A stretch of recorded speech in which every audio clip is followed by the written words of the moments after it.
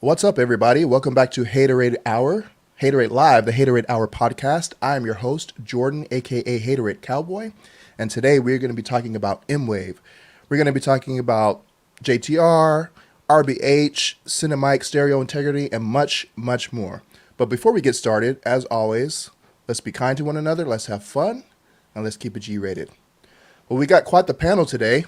We're missing a couple people, but we have quite the panel. We've got a bunch of content creators here, a bunch of people that were at Mwave. Some were working as staff members at Mwave. So let's introduce everybody. We got Ike.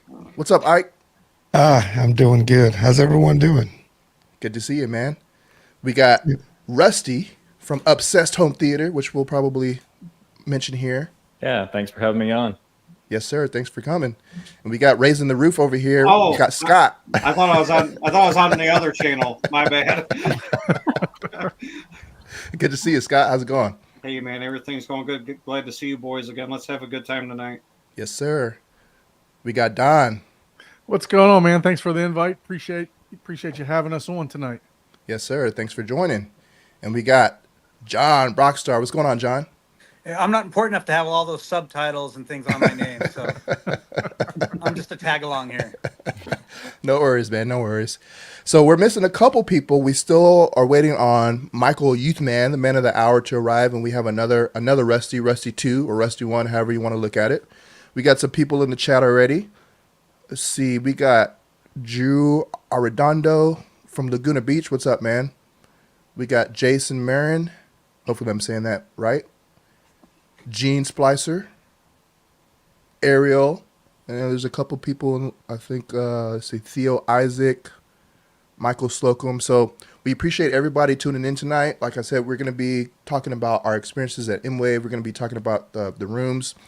We're supposed to have 8 people on the stream, so not sure how long this is going to last. I think we're going to try to keep it at around 2 hours, but if we move a little bit quickly, just want to give you guys a heads up.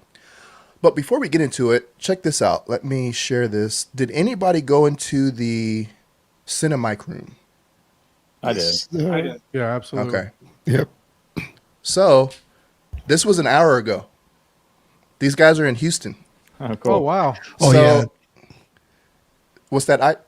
No, I said, oh, yeah. I know they mentioned it to me that they were coming down towards Texas. Yeah, so I shot the room on Sunday, so I actually have to do part 3 of my vlog, and they're going to be in that video, but we've been communicating. He was like, hey, we're going to be doing basically making a road trip across, the country after Mwave. He's like, we're going to drive through Houston, Dallas.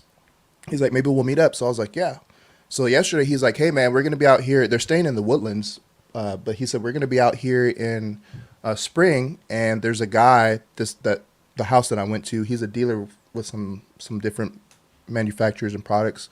They're like, hey, we can give you a demo of the modded Apple TV, do a comparison. So yeah, so I drove up there, took off work a little bit early, and got back like about 30 minutes ago. And I was like, hey man, let me take a picture with you guys so I can, share it on the stream. So these guys are really cool, man. Yeah, we got to hang out with them at the bar. So Nice. Yeah, Paul, our other co-host, he put together like a pub crawl, and we had a fantastic time with those guys. I mean, we were sitting down, drinking beer, sharing chicken wings. By the way, chicken wings in Kansas City are a little different, by the way. That's They funny. give you the whole wing. I mean, it's like it's not separated. So something a fat kid would notice, We got Rusty number 2. What's going on, Rusty? Hey, how's it going? Pretty good, man. Thanks for joining. Rusty, you're in your new house. That's right. I forgot. You moved since the last time. Yep. It looks like Rusty's streaming from like an old Nokia phone or something, right? Is it not buffered in? It's clear on my end.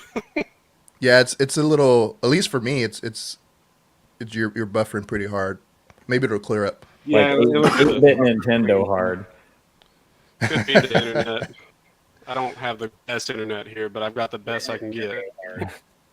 Hey, we're glad to have you, and we can hear you. So we're just waiting on Michael to tune in. Hopefully, he didn't forget. I talked to him. I messaged him. Okay.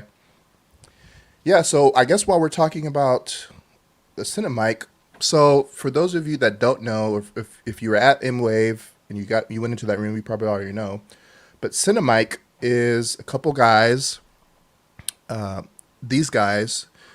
So these two, I believe, are also named Mike, and this is Chris. So they actually do mods on like Apple TV 4K, Oppo 203. They had one in there. They had a Trinov in there, and they had some amps and stuff. So they basically mod them out and gives you a better video, better audio. Cleans up some of the. They mod the cables. I think the boards on some of that stuff.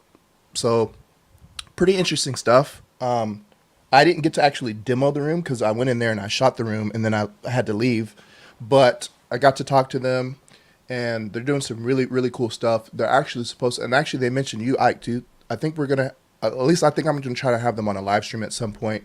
I know they mentioned you and Don, and then I think they said they're going to try to send us some modded Apple TV 4K so that we can test out. But what, did anybody actually get to demo the room, like do A/B comparisons? So I did for a few minutes, not long enough to be able to make any type of, subjective conclusion on if it's good or bad or some things like that. However, I had a detailed conversation from just an engineering perspective.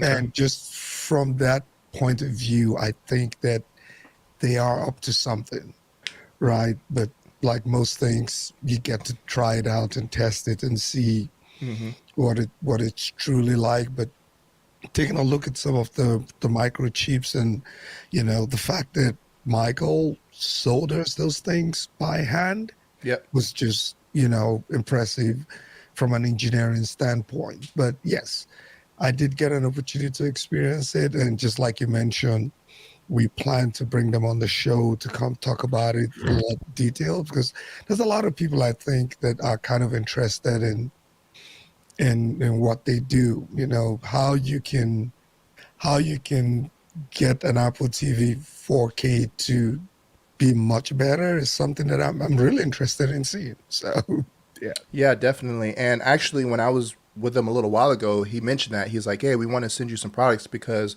we want you to have ample time to actually test this thing out, because you can hear it now, but like this person's setup is different. Everybody's setup is different. So if you get it into your home on your system's calibrated, then you can, do the A/B comparison. So I'd like to volunteer for the Trenoff, please. I know, right?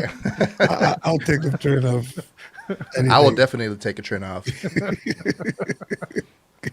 So I didn't get to hear a lot of the A/B comparisons, but I worked the event, so I can tell you that they like peanut M&Ms and pretzels. That's not what we're here for. Sorry. Hey, go ahead, man. But I was enjoying watching Greatest Showman in there for that opening, because I mean everyone loves that for the bass, right? That's why that's a great demo.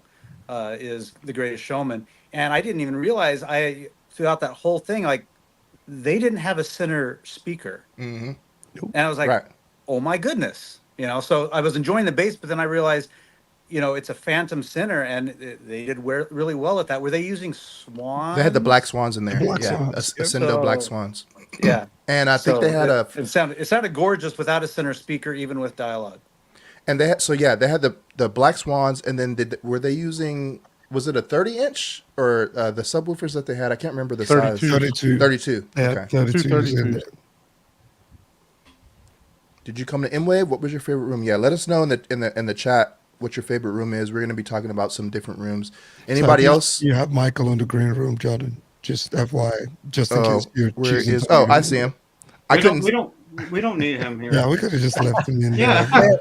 Everyone, It's only his now, event. everyone. I chickened out, I saw him there for a few seconds. It's like, It was funny. I thought it was like 30 minutes. I don't know what I was That's thinking. funny. Hey, no worries, man. Appreciate you having. I didn't see you because I guess I had to scroll down. So, Right. Gotcha. what's up, Michael? Well, don't put me on big, man. Well, hey, I mean, you were the last one, so you're the man of the hour. You're the reason why we're doing this. So, Man. It was amazing, man. We had a great time. It was cool seeing all the content creators there too, man. To me, really, the community is what Mwave stands for, and that's what it's about. And to see the amount of volunteers, like John Brock, was a stinking Brock star for sure. Yep. Last year, I had our hospitality room was literally an epic failure because I was trying to do too many things. And so we had like ice and drinks and snacks for creators, the vendors, and our volunteers. What was that gone like in hour and a half? And I never had a chance to restock it. So John was like, dude, I got this. And he ran with it, man. So I was enjoying the Reese's peanut butter cups, and just every once in a while we could go into what I call the command central, because we had laptops and all these tripods, all the batteries everywhere. And I'm like, it was just nice to be able to go in there. That was like a little sanctuary, man. We could come in there and just breathe for a minute, grab a couple snacks, grab us a drink, and then we head back out and go hang out with some more folks. So, and it was awesome. Super, super cool event. Yeah. And I didn't really even realize last year that there was a, VIP room where we could do all that stuff. Another epic failure on my part. Well, maybe there was, and we just weren't invited. Well, we got some really good feedback from the vendors that said, man, we just felt like we were really taken care of this year, because Brock was going around to each one of the rooms and, hey guys, just checking in with you. Is there anything that you need? We've got snacks and drinks. And so they were constantly coming in the room going, this is cool, man. Like, I appreciate this. And so it was just really nice. And even we had food trucks outside. Sometimes if a vendor comes and they don't have a big team, it's hard for them to just leave their room. And so Brock would go to them and say, hey, look, if you don't have somebody that can break away and go get you lunch, we'll be glad to go get lunch for you. So just top-notch service from him, man. That was super, super big I know for me, that was a blessing that I didn't have to worry about logistic-wise.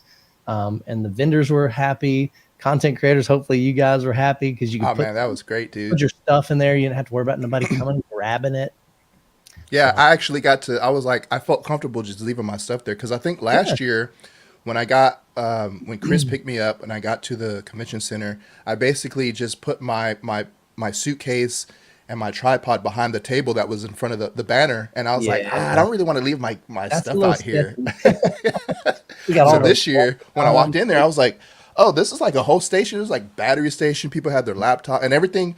Everyone just left their stuff in there, and I felt comfortable. I could go. I need to go shoot something. Let me leave my tripod in here. And so that was a great idea, man. Awesome. Yeah, everybody was giving us, giving me pointers and everything, because I don't know how to focus a camera apparently. So, but yeah, no, everybody in there all the content creators were very helpful, and very resourceful as far as helping each other out, loaning each other equipment, and all kind of stuff like that. So just fantastic. And representative of the community. I mean, even us as content creators, we want each other to succeed. Like, if there's anything, I remember, I can't remember who they were with, but there was a guy and a girl, and they had brought a gimbal for their phone, and it really wasn't working real great. And I'm like, you know what? I got one. I'm not even going to use it probably this year. So here, take it. Here's how to use it. And they were like, really? I'm like, heck yeah, go with it, man. Nice. So it's all about the community. Yeah. Yeah, that was awesome. And just meeting so many people, and I'm sure everybody we're all on YouTube, but meeting people, having them come up to you and be like, hey man, like, I've been watching your channel from day one. I love your content. Like, getting to actually put names with faces, because some of the people use the same names on YouTube, and I'm like, oh yeah, I recognize that name, and it was just everyone was so welcoming and so encouraging, and you don't find that at any other show. So yeah, absolutely. I want to give a big shout out to this guy here, because man, I know you were tired, bro. I was tired. Why don't you tell everybody what you were doing? Slave driver. No, I'm just trying to keep up with him. He worked so hard for this event and doing everything I can to serve the attendees, the exhibitors, Michael and Ryan, and the creators, just to make it a great experience. And it was so going into, because there's so much leading up to the event, and it gets really compressed in the last couple of weeks. And on Wednesday at 3:00, I'm an introvert. and I'm a social introvert, so I love hanging out with people, but it just wears me out. The constant interaction drains me. And Wednesday around 3:00, I'm like, I don't think I'm going to make it till the end of the day on Sunday. But then as the people started coming in and you're getting to see people, it's the family reunion for a lot. It's the new faces, it's the excitement, the energy. And by 4:00, I'm just like, man, I can stay up for 48 hours. I'm good to go. It was just such a awesome, the energy. It was great. And that's what carried me through the rest of the week. And I kept saying, I don't know how many times I said, I'm going to bed early tonight. And I was up till like 2:00 one night. It's like, oh man. Yeah, it was great to meet your family, Rusty. You know, you had your son there, and he was so nice. He was showing me how to work my gimbal and stuff like that. Awesome. It was great. Yeah, I subscribed to his channel. I'm sorry, I don't remember it off the top of my head, but do a shameless plug if you know it. Get him some subscribers. Yeah. He's he changed the name several times, but I think it's still on everything with MDP. He's just playing around with learning and practicing and making like some 3D print videos, and he just loves the gear and being around all the other creators. You know, it's a cool thing to do these days. Nice. Yeah, it was fun chatting with him. I used to coach Little League baseball, so I love working with kids his age and stuff like that. So it was great to chat with him. I think, is he the one? He told me that he told some guy about the secret compartment on the Osmo Pocket or something. Oh, interesting. No, he told me about he told me about the telescoping also. So. Yeah, Don and I had a chat with him. So he'll be very proud that he taught you something. Yeah, Don and I had a chat with him. So yeah, that's funny. So well, cool. Let's get into some of these rooms that I'm sure we all got to experience. So I guess first let's get into the JTR demo room. So what was you guys' thoughts? Rusty B, you want to go first? Sure. So, I mean, I've experienced JTR for the first time at Rusty Minch's house. And from my experience at the demo, it was everything I expected from JTR. So much dynamics. As loud as it can get, it's still nice and clear. You don't have any listening fatigue. It's just an incredible setup. Actually, that's what I want. That would be my pick. Is JTR for my next system. You're gonna put a bass driver, or what is the model of the bass that he had, the subwoofers that he had with the pair? 4,000. Yeah, the captivators. You got to get one for each channel. Yeah, preferably 4. One in each corner. Right. For a small room, yeah. Smaller. Scott, what about you? I never went in the JTR room. That's a lie. That's a huge lie. That's funny, dude. I mean, you're used to JTR anyway, so. But I mean, Yeah. what did you think of the room this year versus last year? Because he stepped it up quite a bit from last year. Well, I mean, because I got to see a lot of the behind the scenes stuff, after hours and before hours. It was frustrating, he was having some electrical issues, but once that got straightened out, then everything was good. I would say, certainly, because Storm Audio has made so much progress with their art, that certainly helped the experience. Bringing twice as many subs helped the experience. Another big thing too is they had, row 1 seating in there this time too. So instead of sitting on those harder chairs, it was nice to have a comfortable seat to sit in. But they had a line pretty much that whole time for people wanting to experience that room. No, they did. Once they got the power issue settled, I mean, it was smooth sailing. I enjoyed myself. Everybody enjoyed themselves. So I was standing at the door talking to a lot of people because I use a lot of JTR gear. And actually, quite a few of those people that were there have been to my house. So it was kind of cool to catch back up with people and, just kind of chat about everything. So, no, it was a good time.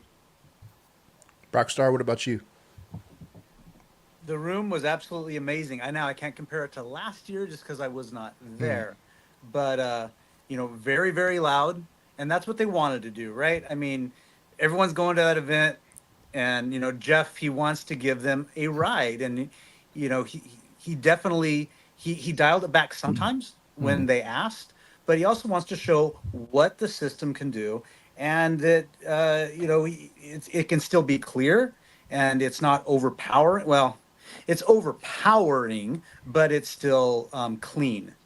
And yeah, it was great. Even when we stuck around I think he only did it the last day, right? He might have done something day 2, but on day 3 at the very end, he did what I don't know what he called it, but the ultimate demo 160. Yeah, we did. I don't even know what it was that. We did that Saturday night too. Yeah.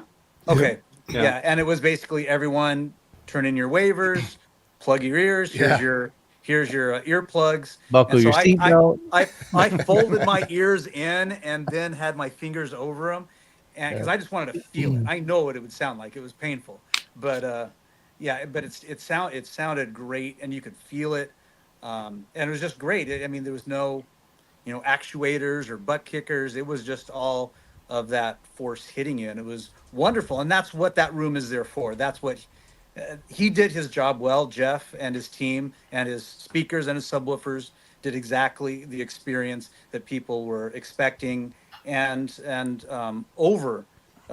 It was definitely an over. It wasn't an over promise, under deliver. Under promise and over deliver. You know, we knew he was going to go for it, and he surprised a lot by that room.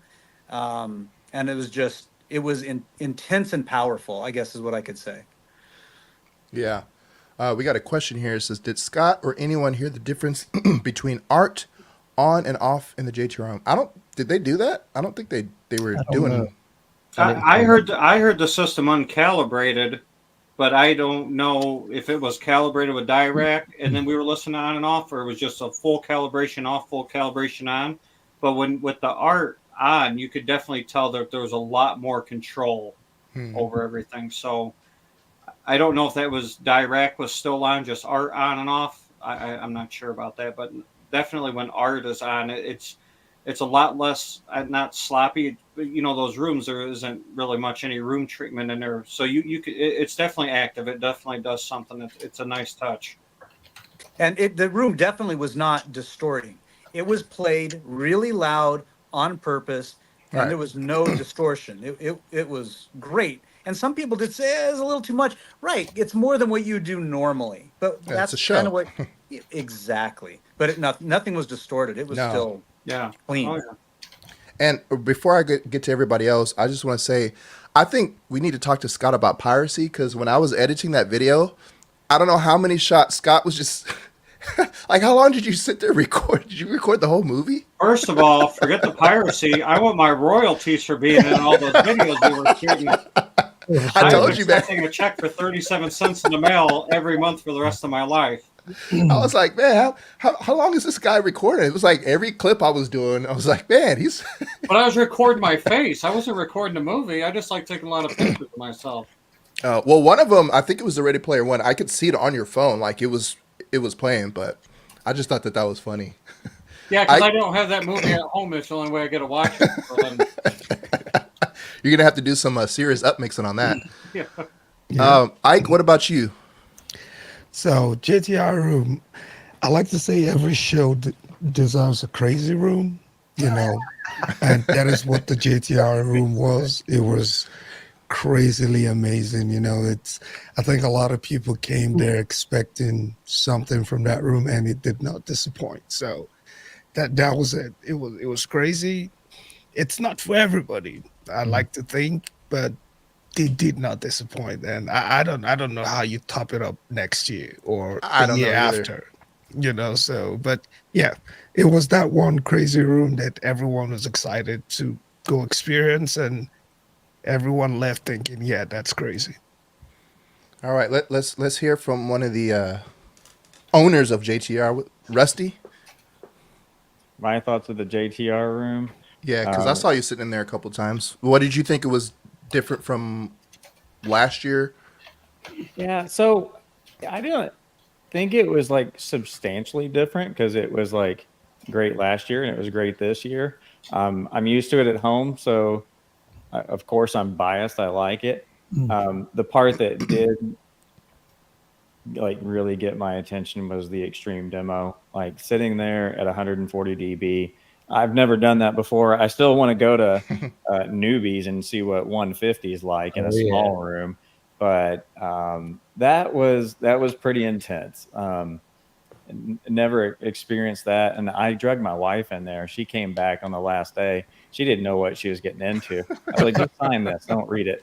Don't worry about that. Then I handed her some earplugs. She says, what is this for? I'm like, don't worry about it, you'll be fine.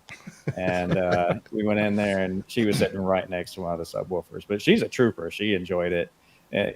Obviously it's not something you do for an entire movie, but it's fun just to see what it can do.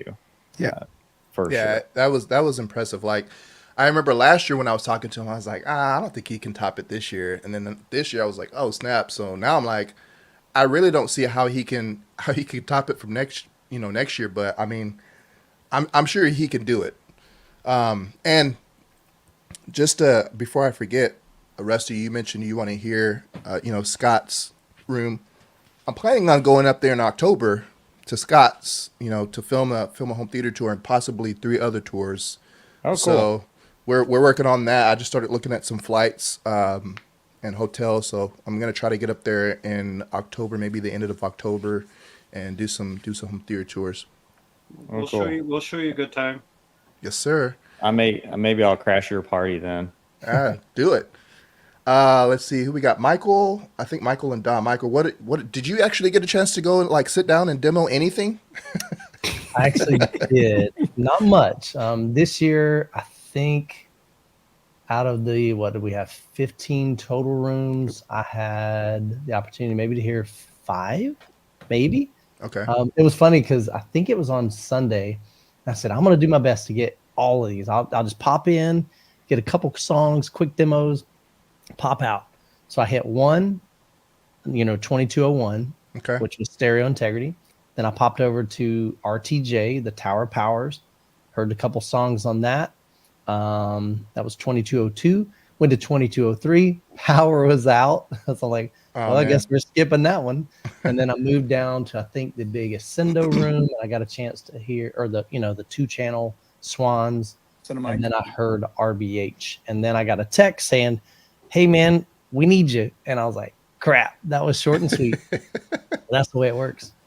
Yep. Don? But I did get to hear JTR later on. So the extreme demo. But I missed that one because he gave me a waiver and I was like, what is this? He was like, here, sign it. I thought he was joking. And I started laughing. He's like, no, for real, sign it. And I was like, I read it. I was like, oh, snap. Yeah.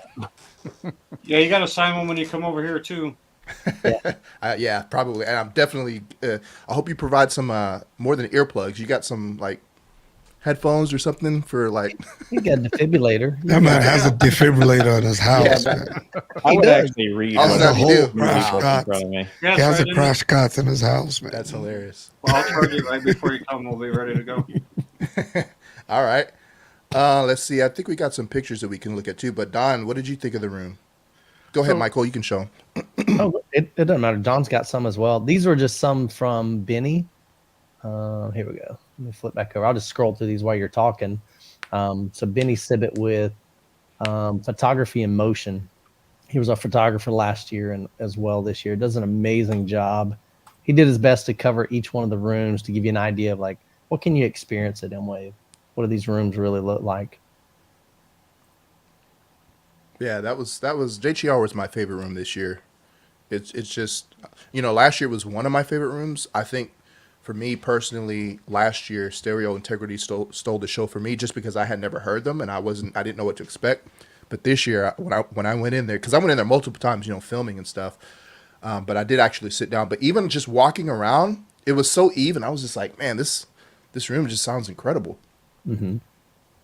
And then they this year, which I didn't realize until Jeff told me that, they upgraded the seating because they only had one row of seats. They just had like your standard seats. This year they had row 1 in there. So this is what, Thursday or Friday?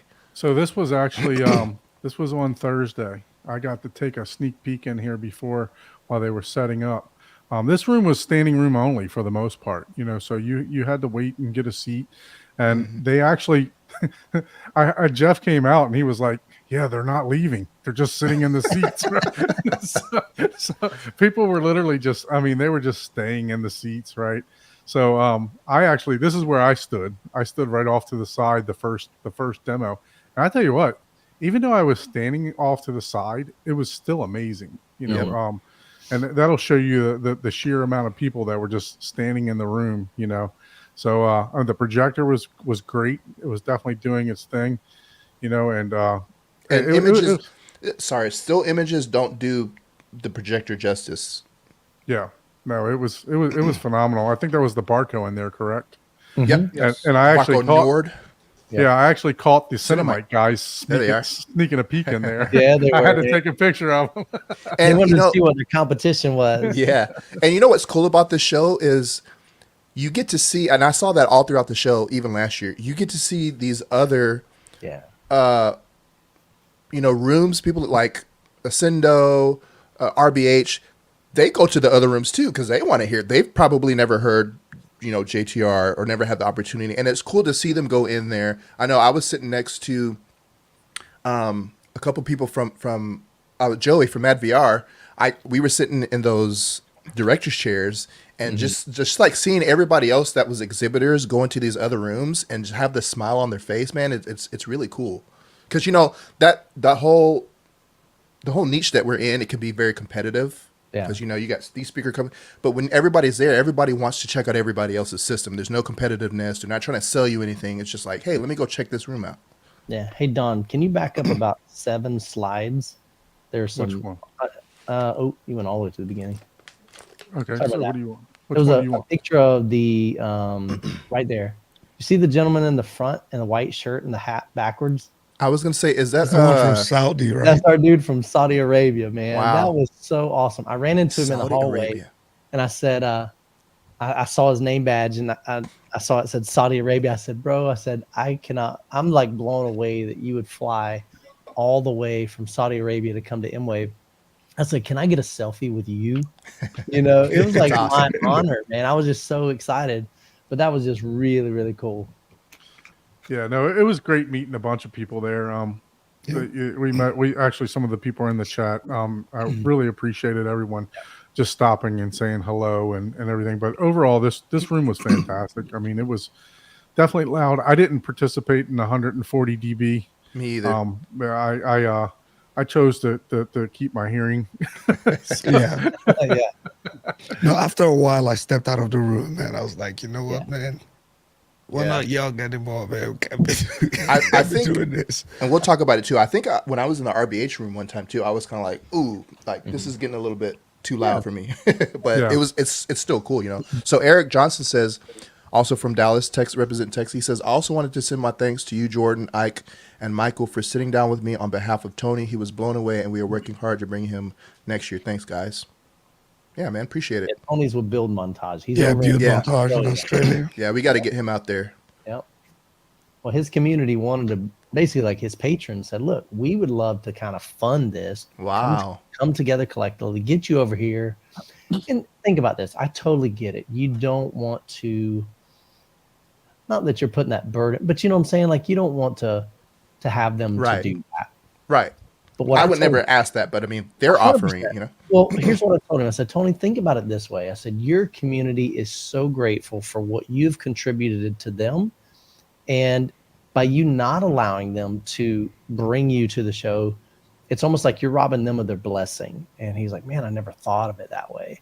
You know, so Yeah. if they choose to do that, I'm like, just say thank you. You know, they want to do it. And collectively, it's a whole lot easier for 20 or 30 people or 10 people to get together and go, hey, what would it take to cover his flight and hotel or whatever, Right.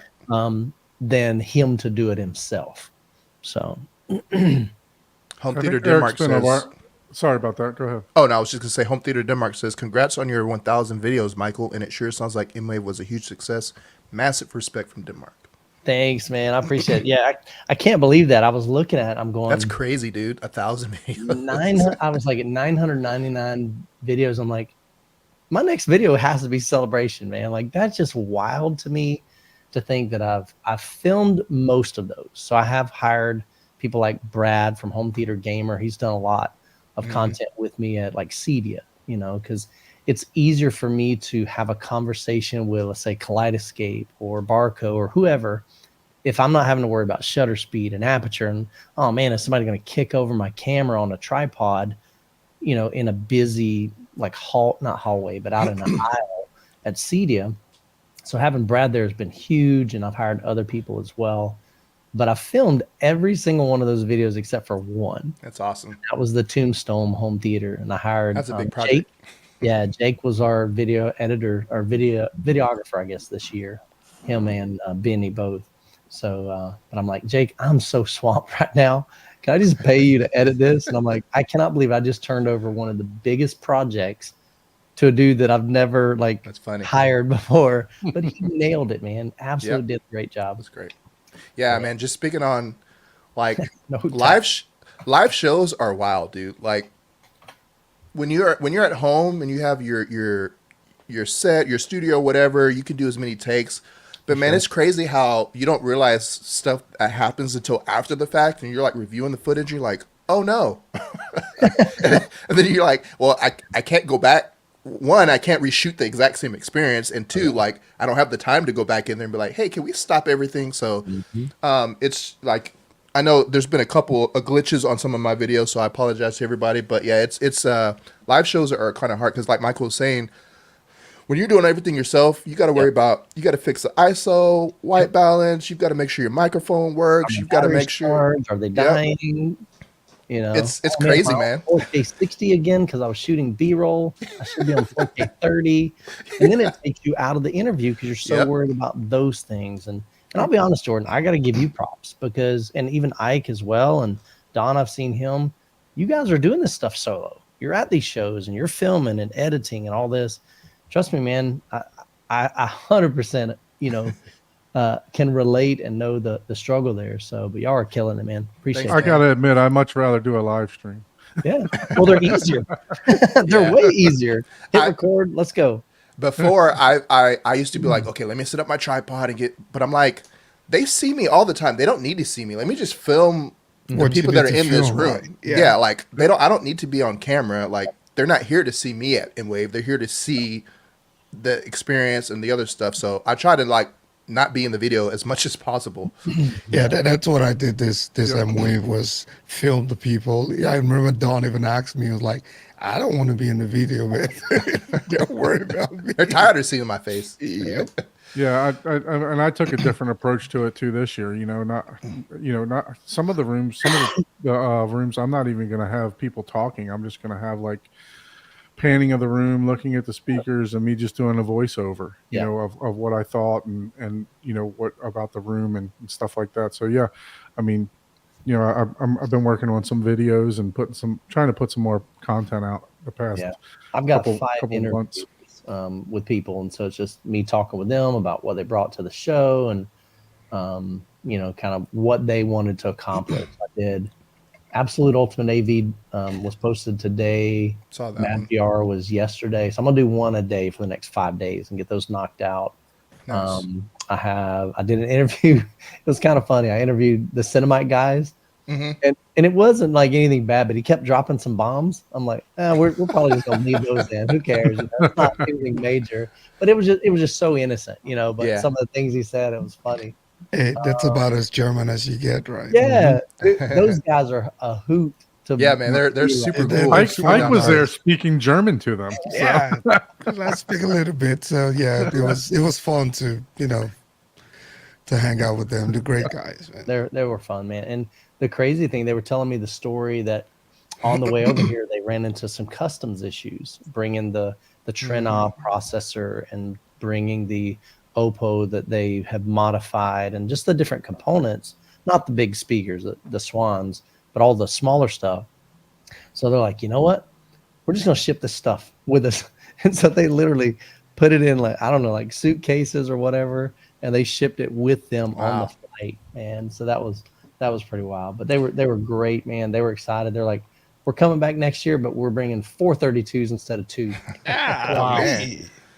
Well, I don't know if you were on the stream yet, Michael, but this was like an hour and a half ago. So they're in Houston.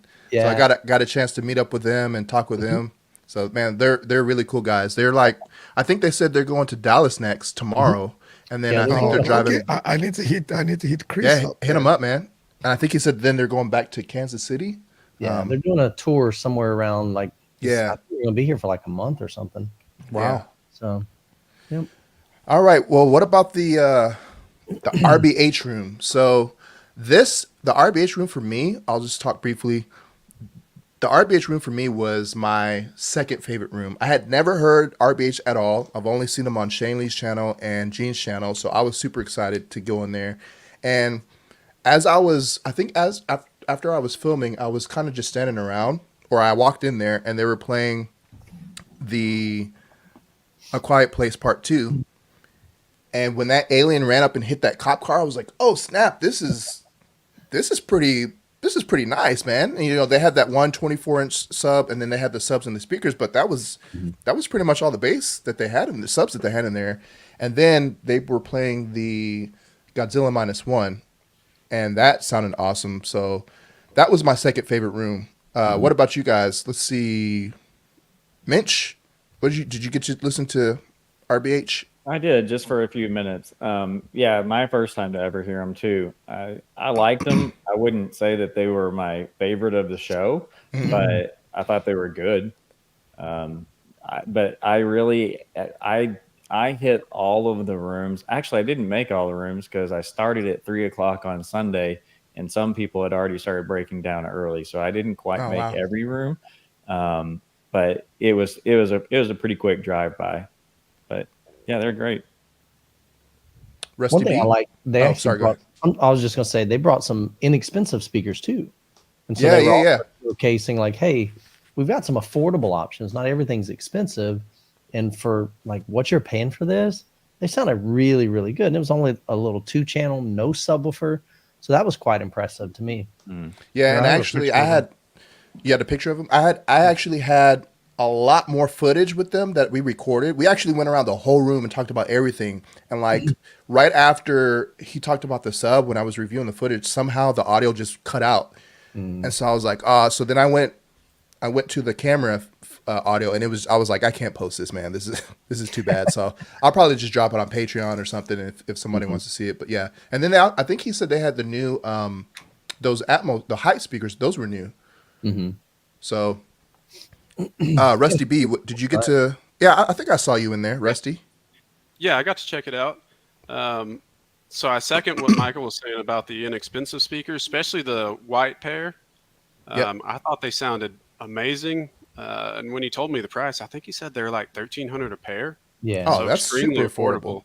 But I mean, they were very clean. I was really impressed by them. As far as the ones that are up on screen right now, the big towers.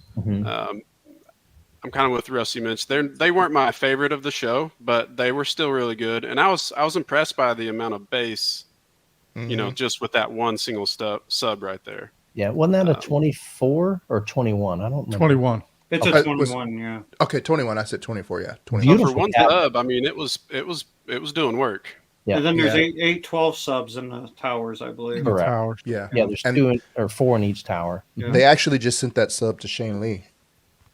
So yeah, I saw the crate. Yeah, 600 pounds, man, with the crate and I was like, dude, how are you going to get that in your house? I don't want. They fill it full of sand. You better not be going upstairs with that, man. Yeah, I think he is. I think he's. But I was like, I don't think I would want it just from the sheer fact that I don't want to have to put this back, like box it back up and send it back. Yeah, that's gonna. So that's gonna be a pain. Let's see, Brock. Did you listen to RBH? Oh, sure, I didn't spend a lot of time in there. Again, I was dropping food off, so I know what they drank and ate.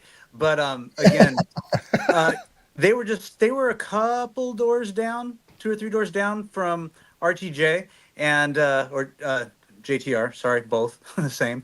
But I think they started cranking theirs up when they're like, all right, they might have had the subs and the power that JTR was pulling, but I think they kind of felt like, just my speculation, they got louder as the weekend went on. That's what I'll say. and it was still it was good sounding. Nothing was distorting. It wasn't sounding bad, but they definitely started cranking it up when they heard other rooms doing the same, and they were definitely holding their own. So yeah, they were great. They're definitely quality speakers. Dream Media is the one that built my room, and I know Dream Media really cares about quality for their customers, and they do RBH as well as Focal. I know that's their two big lines. So I stepped in there for a while and talked to him, and definitely enjoyed it. I just didn't have time to really sit down and engage. Right. So we got a question here for Youth Man. It says, what was that Sound of Silence track you talked about the other day? Who was the artist, if I may? Just called Drew. Oh, did you reply already? Okay. Yeah, Castellucci or something like that. Yeah, Drew. He posted down there. It's Jeff Castellucci. That was awesome. I had never heard that. That guy. But at first, when I was listening to the demo in the RBH room, I'm sorry, no, the Black Swans room. Yeah. Cinemike. Yeah, Cinemike. When I heard it, and it first hit that low frequency, holy cow, man, that was absolutely rocking. At first I thought it was his voice that was doing that, but really he's got a really low voice, but they added some big time bass notes underneath it. Nice. Almost like a fill. Oh man, that's good. I got to check it out in my theater. Yeah, I came home in my theater and I played it at reference level, and I was like, nope, I'm going to do this to my beloved speakers. Like, they're going to blow up. It took that volume down quickly. Yeah, definitely go check that out, guys. You got some good subwoofers. Jeff Castellucci. Yeah, what was the source of that reference?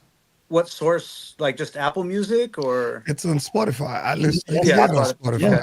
I think they were using at least they were using that today too. I think they were using Tidal, weren't they? Or I think it was Tidal. Yeah.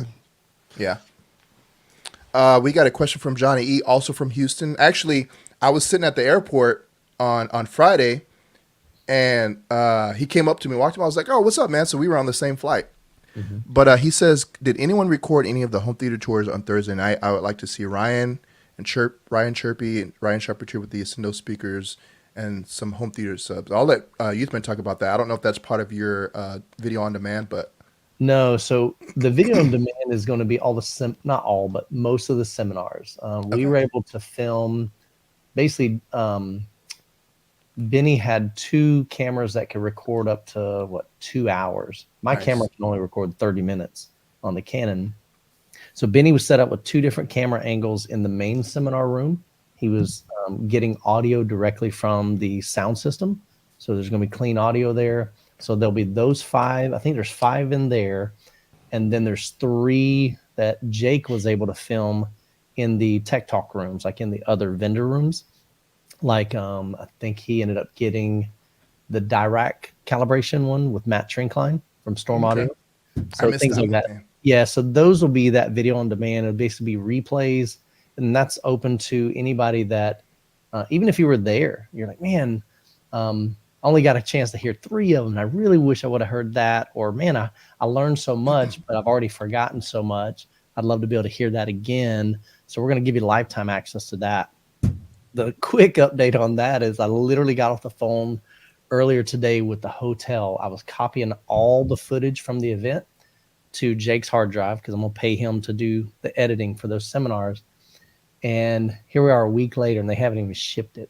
Oh, man. You got to be kidding me. But they assured me they just got it out today, so he'll have it in the next, 2-3 days. He can start editing those. And basically, as he finishes those, we'll get those added to the website, MidwestAVExperience.com. There's links on there that say video on demand. It's $75 for access to all. I think there's 8 of them. And it's a lifetime. We're not going to say, oh, you only get them for a month or whatever. Okay. So Johnny, I actually was able to go to Sheldon's and Chirpy's room, Ryan Kramer. So I have pictures and stuff like that. So I'll be doing some content on that. I did Ryan's room. I mean, not Ryan. I'm sorry, Jonathan. I know we've seen a lot of Jonathan's room, on the podcast and everything else like that on Michael's podcast. Oh. So I'm not sure if I'm going to be doing anything on that, but yeah, no, those will definitely be coming out soon. Vinny actually apparently he got a couple of the photos of some of the Oh, rooms. nice. And Jake and Benny Beautiful, did man. go around to most of the rooms to get. I don't know how much footage they got, but they did get some footage and photos to That's each awesome. room. Hey, Michael, real quick. Yeah. Who is that actually got a bill for damage? Was that you or was that Jeff? I think I was just totally kidding, man. Oh, I was I was like, come on, man. Did they actually? I was kidding. I was like, he's done structural damage to the building. funny. So they've sent me a bill. Yeah. Well, what's funny is before I went into film, I was going to go in there and do some B-roll, and they were like, "Hey, they want to go in and clean off the sheetrock dust from the speakers before you." I'm like, "What?" Yeah. And then I was like, "Oh snap, that's crazy!" That wall was real. Yeah. It was lasty and and it was on the floor too. I'm like, "Man, that is wild." Scott, what did you think of? Did you hear the RBH room? Yeah, I did, and I heard him at Exponent too a couple months back. Okay. But I've always enjoyed the way those speakers sound, and I'm a very visual person, so the stacked. I mean, that's kind of one of the reasons we enjoyed the RTJs so much. But there's certainly, I mean, RBH to me, they play loud, they play clean, and they're impactful, very dynamic. Imaging on them was good. I did some A and B comparison. I mean, I obviously own the RTJs as well, but I was trying to A and B them as quick as I could. And, audio memory only stays with you so long. So I kept trying to go from room to room. Obviously, they're not playing the same songs. And I don't know if it's just because I have a biased opinion, but I usually enjoyed the RTJs more than RBHs. The RBHs look like a finer piece of, furniture. Like if you're in a living room, I mean, I'm lucky over here that it doesn't matter so much with a significant other, but the RBHs have a more polished look to them. I just preferred like the sound of the RTJs better, but that's not taken away from the RBHs. I believe they provided a good experience as well. Just not as wide as a sound stage as the RTJs were, and I enjoyed the bass more from the RTJs, but that's just me comparing those two. Gotcha. So Chris Cameron says, so what's the plan for next year? Loved my weekend in KC. Any discounts for returning patrons? I'm guessing that's for Michael. Wait, what was the question? What's the plan for next year? Are there any? I can't multitask with a flip. Are there any discount for returning patrons? I assume that's aimed at you, Mike. Honestly, I don't know. We've never thought about that. I guess the original thought is $75 for the whole weekend. Like even if you came for one day, like on Saturday. Yeah. Me, that's like I price agree. kind of thing. You know what I mean? Yeah. $25 a day for this type of show. I mean, that's your bargain right there. Right. The most expensive thing for Mwave, honestly, isn't the ticket. That's the cheapest thing. Like your food will cost you more than $75. Your parking at the downtown convention center is going to cost you more than $75. My room cost me $1,000. $1,000? Yeah, exactly. Wow. Yeah, so the Marriott. That's the expensive stuff. It's the travel, the flight, the hotel, the Uber or the car rental, the parking, and all that stuff. The ticket, all right, let's say for instance we gave you $25 off. I mean, that's cool, but the reality, if you really look at the financials of this thing, it's not like some kind of crazy moneymaker. This is not Cedia where we're charging $10,000 for a booth. Or actually, one of the brands told me at Cedia they charged them, I think it was $20,000 to get an Ethernet drop to their booth. That is wild. I remember that. Well, they'll That's nickel and crazy. dime you for everything, and no shade against Cedia. They've got a big, massive corporation that they have to run, and they have to pay their bills. Fortunately, Mwave is a small outfit, so there's not a ton of overhead other than the rooms and the vendors and the hospitality room and videographers and things like that. There are definitely expenses, but we don't have massive expenses like they do. Yeah. And I mean, those CD has been going on for how many years, so they've got to establish.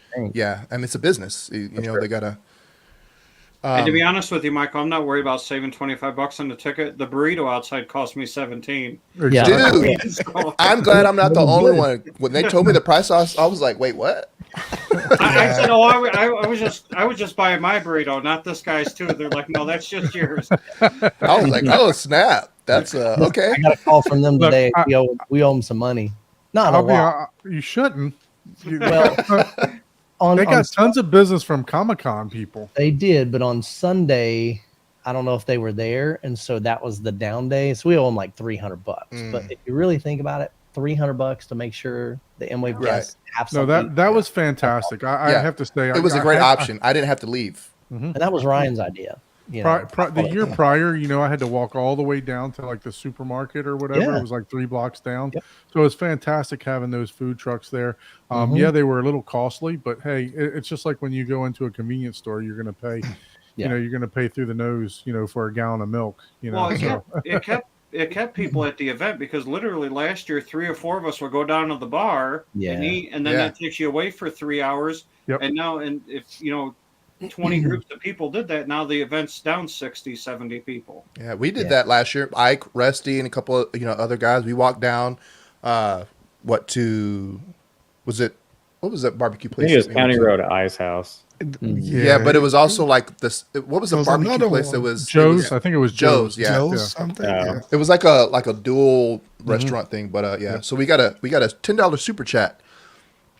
Appreciate that. I don't know whose channel it goes to, but thank you. First time Mwave experience for me. Would do it again next year. Dune scene in JTR room was amazing. Couldn't attend Saturday and Sunday. Had to fly back home because wife is pregnant with our second child. Well, congrats, man. Congratulations. And thank your wife, man. That's that's impressive. I'm almost embarrassed that you put him before your wife. Hopefully she didn't deliver when you got right. But that's cool, man. Thank you for dedication. So you got showing up. You got those 3 hours, and that, like I said, that $75 is well worth it, man. For 3 hours, I can't even eat out in South Florida for $75 for me and my wife. Yeah. So, yeah. Ike, did we ask you about the RBH room? What did you think? I liked it. I think it's a good room for like home theater setups. I would say though that I kind of went in there with my expectations super high because Don had been talking about RBHs for the last only God knows, man. So, and then I also walked in there right after I left the Stereo Integrity and JTR room.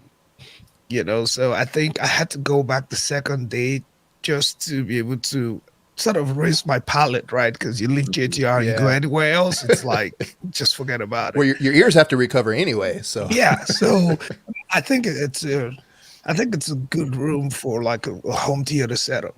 The clarity of the speakers and things like that. Yeah, I like it. Cool. And Don? Yeah. So if I'd have known about RBH prior to me I said this the other day on our show. If I'd have known about RBH prior to me building my theater, I would have definitely stuck to the one room option that I had.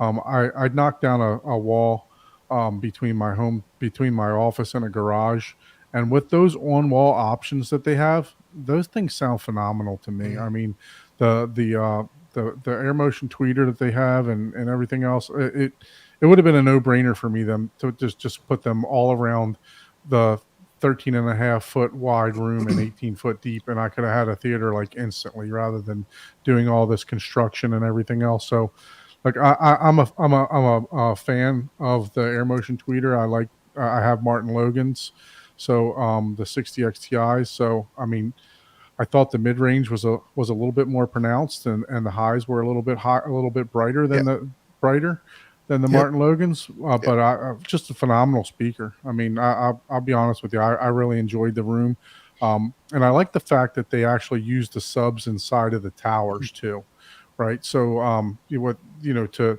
kind of incorporate everything, just brought the 121 and use the other subs inside of the towers. So they blended it together very well.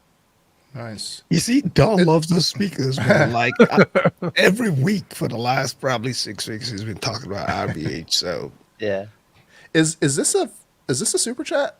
So yes, that's coming from. Wow, DKK. Awesome. Calling all patrons and viewers. So let's get them $300. I appreciate it. That's awesome, man. We're good, man. We've got it covered. All right. Let's see. So the one of the biggest rooms that I did not get to see again, seems to be a theme because at CDI I missed the Trinov room, but I'm gonna have to let you guys talk about it because so they didn't actually get set up. I don't think they actually opened until like Saturday. It was like 10 at 10 or 11. So once that happened, the line was long. I was like, man, I don't have time to stand in line. Like I got stuff I got to do. So I knew I really wasn't going to get a chance. I literally never even walked in there. So, Michael, you filmed it. Did you actually get to hear it? I did. So we actually had here's what I had to do. I texted Ross with Absolute Ultimate AV. They had contracted with me to film their room for Youthman channel. And here it is, like the day before the last day. So it's Saturday. We've been busting our butts. We're running around like crazy. So I texted Ross. I said, Ross, like, when can I film your room? And I said, would it be possible if we were to come over before the show starts? You know, because they've had a line out the stinking door for the whole weekend. And I'm thinking, I don't want to wait in the line and then film and then shut down the line for 10 minutes or whatever it takes to film. So I said, could we come in at I think it was the show started at 10 on Sunday. So he said, yeah, how about let's meet at 8? So we get there at 8. Grimani's still tweaking the system. He's like, hey, I want to time align these. And then he's teaching us. He's like, check this out. Close your eyes. And so I'm closing my eyes. And so I'm pointing over here, helping him, like, not helping him, but basically like I'm visualizing, okay, I hear these two speakers, but we want to create a phantom center between them. And then we'll duplicate that setting and put it over here on the right side. And so we're doing that. And then he's telling us all about the room. And I'm looking at my watch going, all right, we got 30 minutes till I'm supposed to be on stage in the other room saying welcome that morning.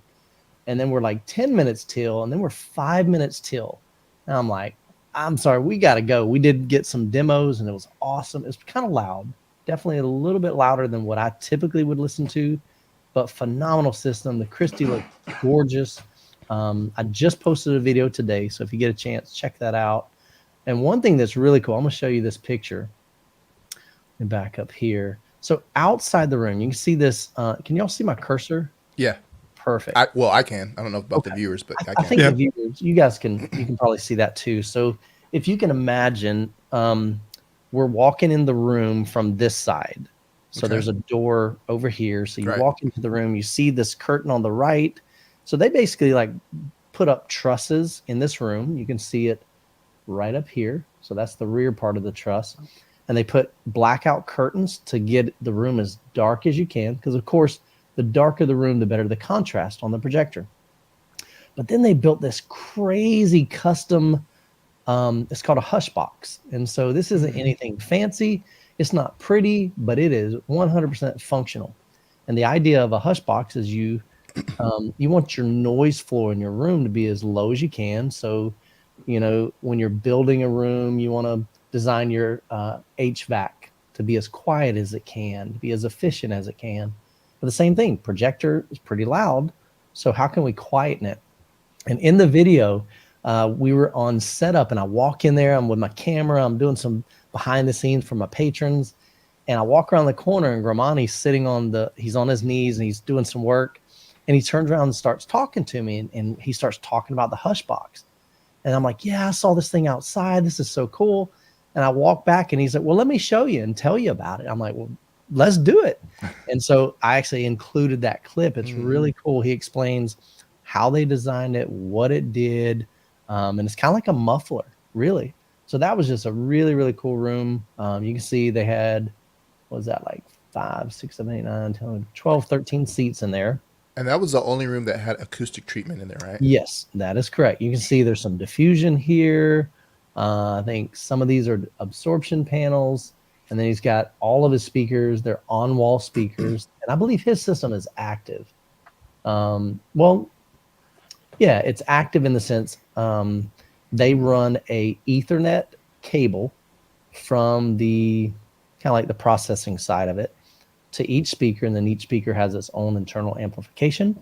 I think. Yeah, there's no passive crossover. It's all active. No, I'm wrong. It goes out because he talked about it at CEDIA.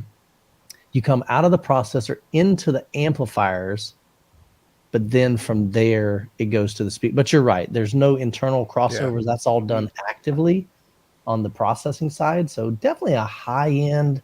I'm like, Grimani knows his stuff. He's literally a legend in the space. That guy is so smart. But this was a 220-inch wide. Let's see. Yeah, right here. So 220 inch, not diagonal. That's I think crazy. diagonal is like 243. 220 wide, massive, massive screen. But when you get to that size, you have to have something like a Barco. You have to have something like a Christie. An Epson isn't going to do that. Sony's not going to do that, except for like the GTZ 380 and the JVC, even their flagship NZ900 is not going to adequately fill that screen for HDR levels. But it was beautifully done. You can see his subwoofers are here. I think these are some smaller subwoofers. What did he say? He had like 12 subwoofers in the room. So just done very, very well here. Like I said, he was giving us kind of the rundown of what's going on. There's me pointing. I'm like, okay, hear the Are your sound. eyes closed?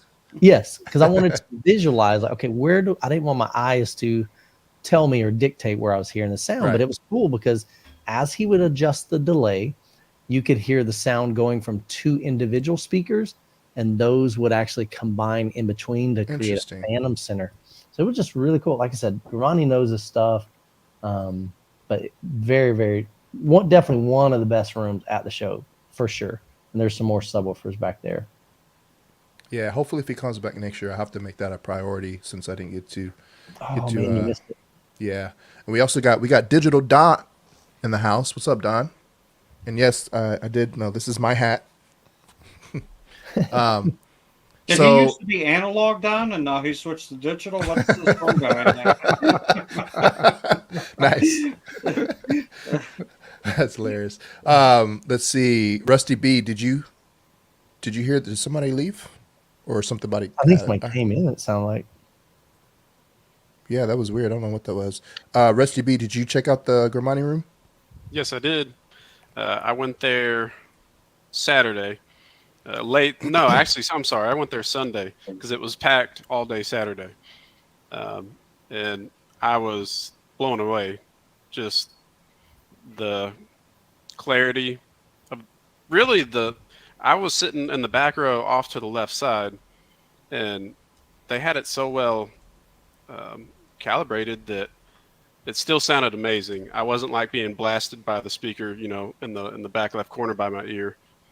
So they had it very well calibrated. That Christie looked amazing on that 220-inch screen. It was impressive to see that on such a big screen. But yeah, overall, that was a really strong showing. And I think it was my favorite room, to be honest with you. Nice. Brock? What did you think? It was great. So Anthony Grimani, of course, amazing legend, and from Lucas, audio and THX, and so it was just neat to that this event brought that caliber on just expertise to the event. So he introduced. I mean, he did most of the introductions, and his teammate in sales was doing some of them, but he introduced it, talked about the room, and the room was better than the room that won at Cedia. Did I say that right? Is that where his room won? Yeah. Okay. So I can't remember if he brought more bed layer or more subs, but the Mwave version was better than the Cedia room. Yeah, that's what he told me. And the Cedia room won. Okay. So obviously with the room treatments, it was dialed in. It was perfect. Having him present before and afterwards and be there for questions and answers made the room even more special. Yeah, and for sure. They like beef jerky, and they like vegan bars. There was a lot of vegan bar requests. It was the healthiest room. It was the healthiest snack request room at Mwave. So how did you get that stuff? Did you have somebody like run into a grocery store or something, or? Between Rusty, myself, and Mike, help me Scott out, Rusty. Friend, I think. I'm sorry.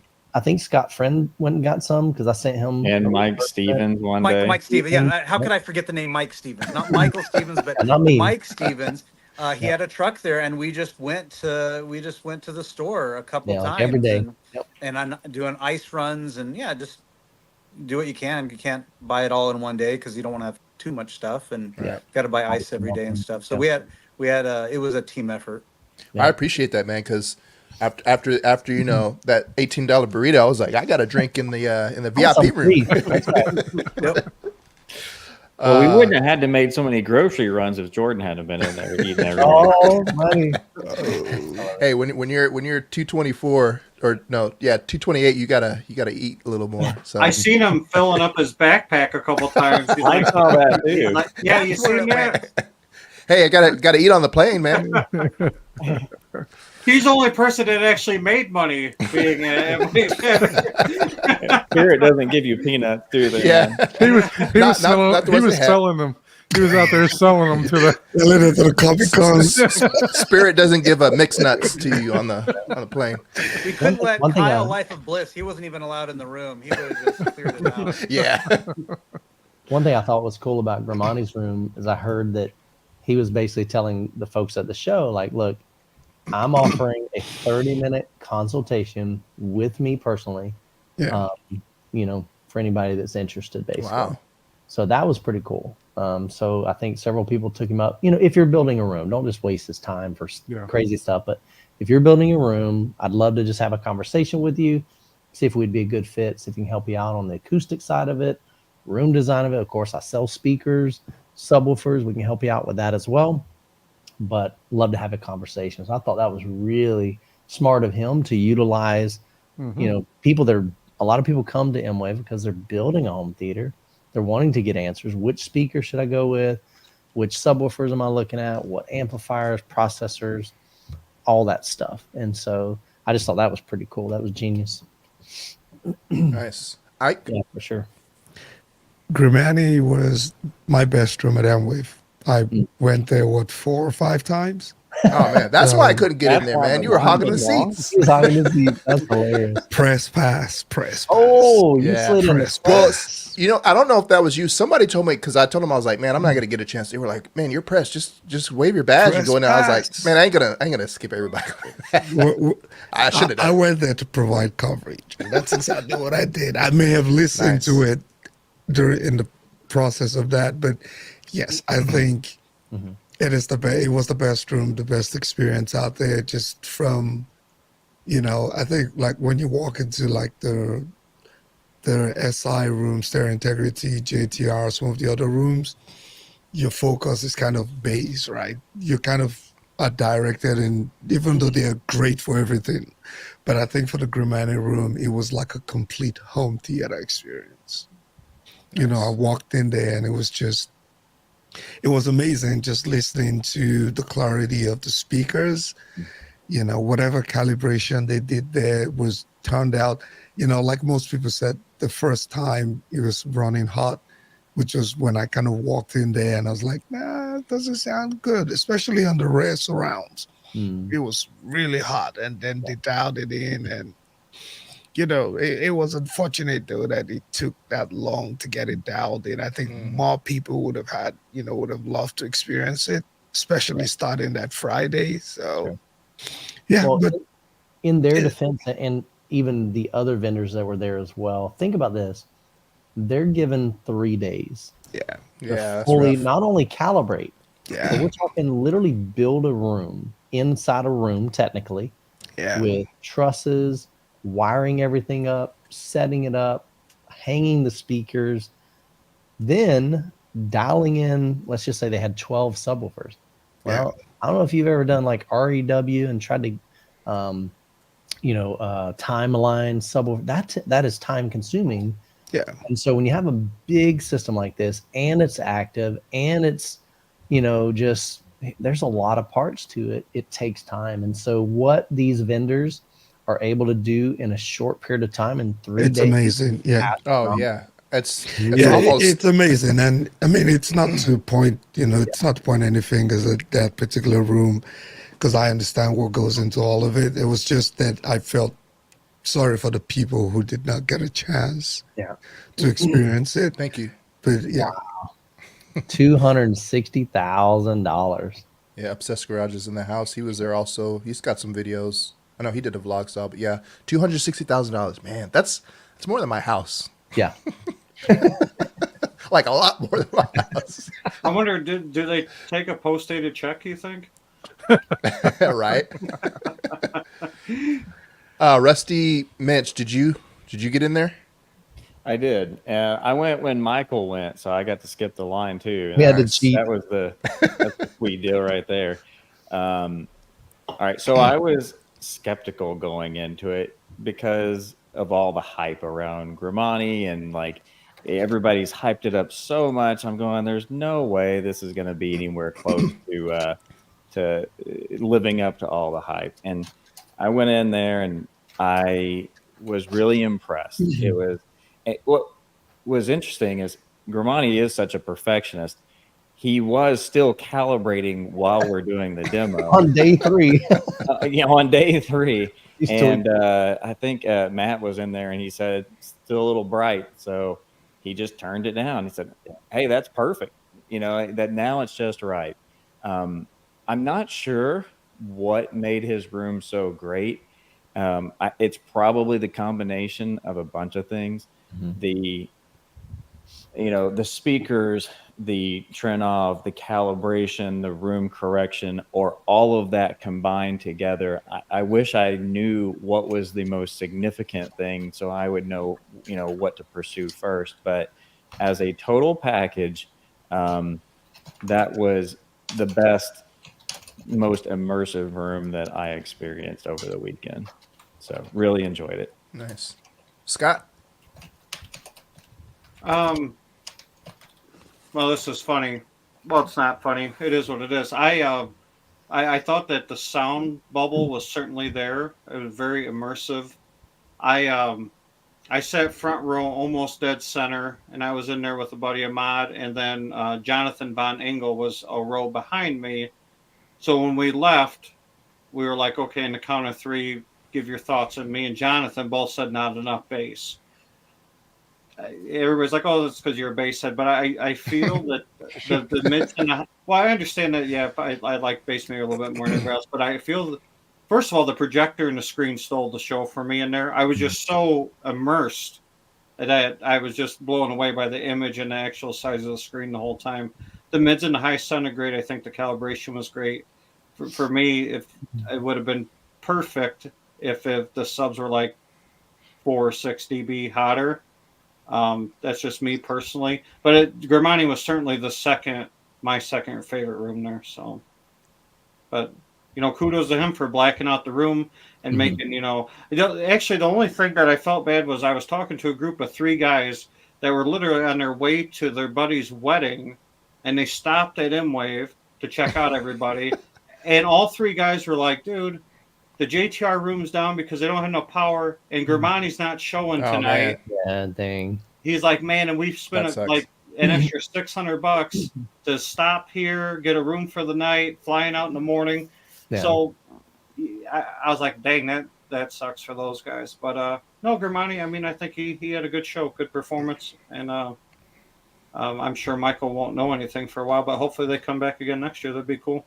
Yeah, I did see him comment on, what was it? Maybe on Facebook or something. He said he had a great show. Like he was really pleased with it. Nice. So we'll see.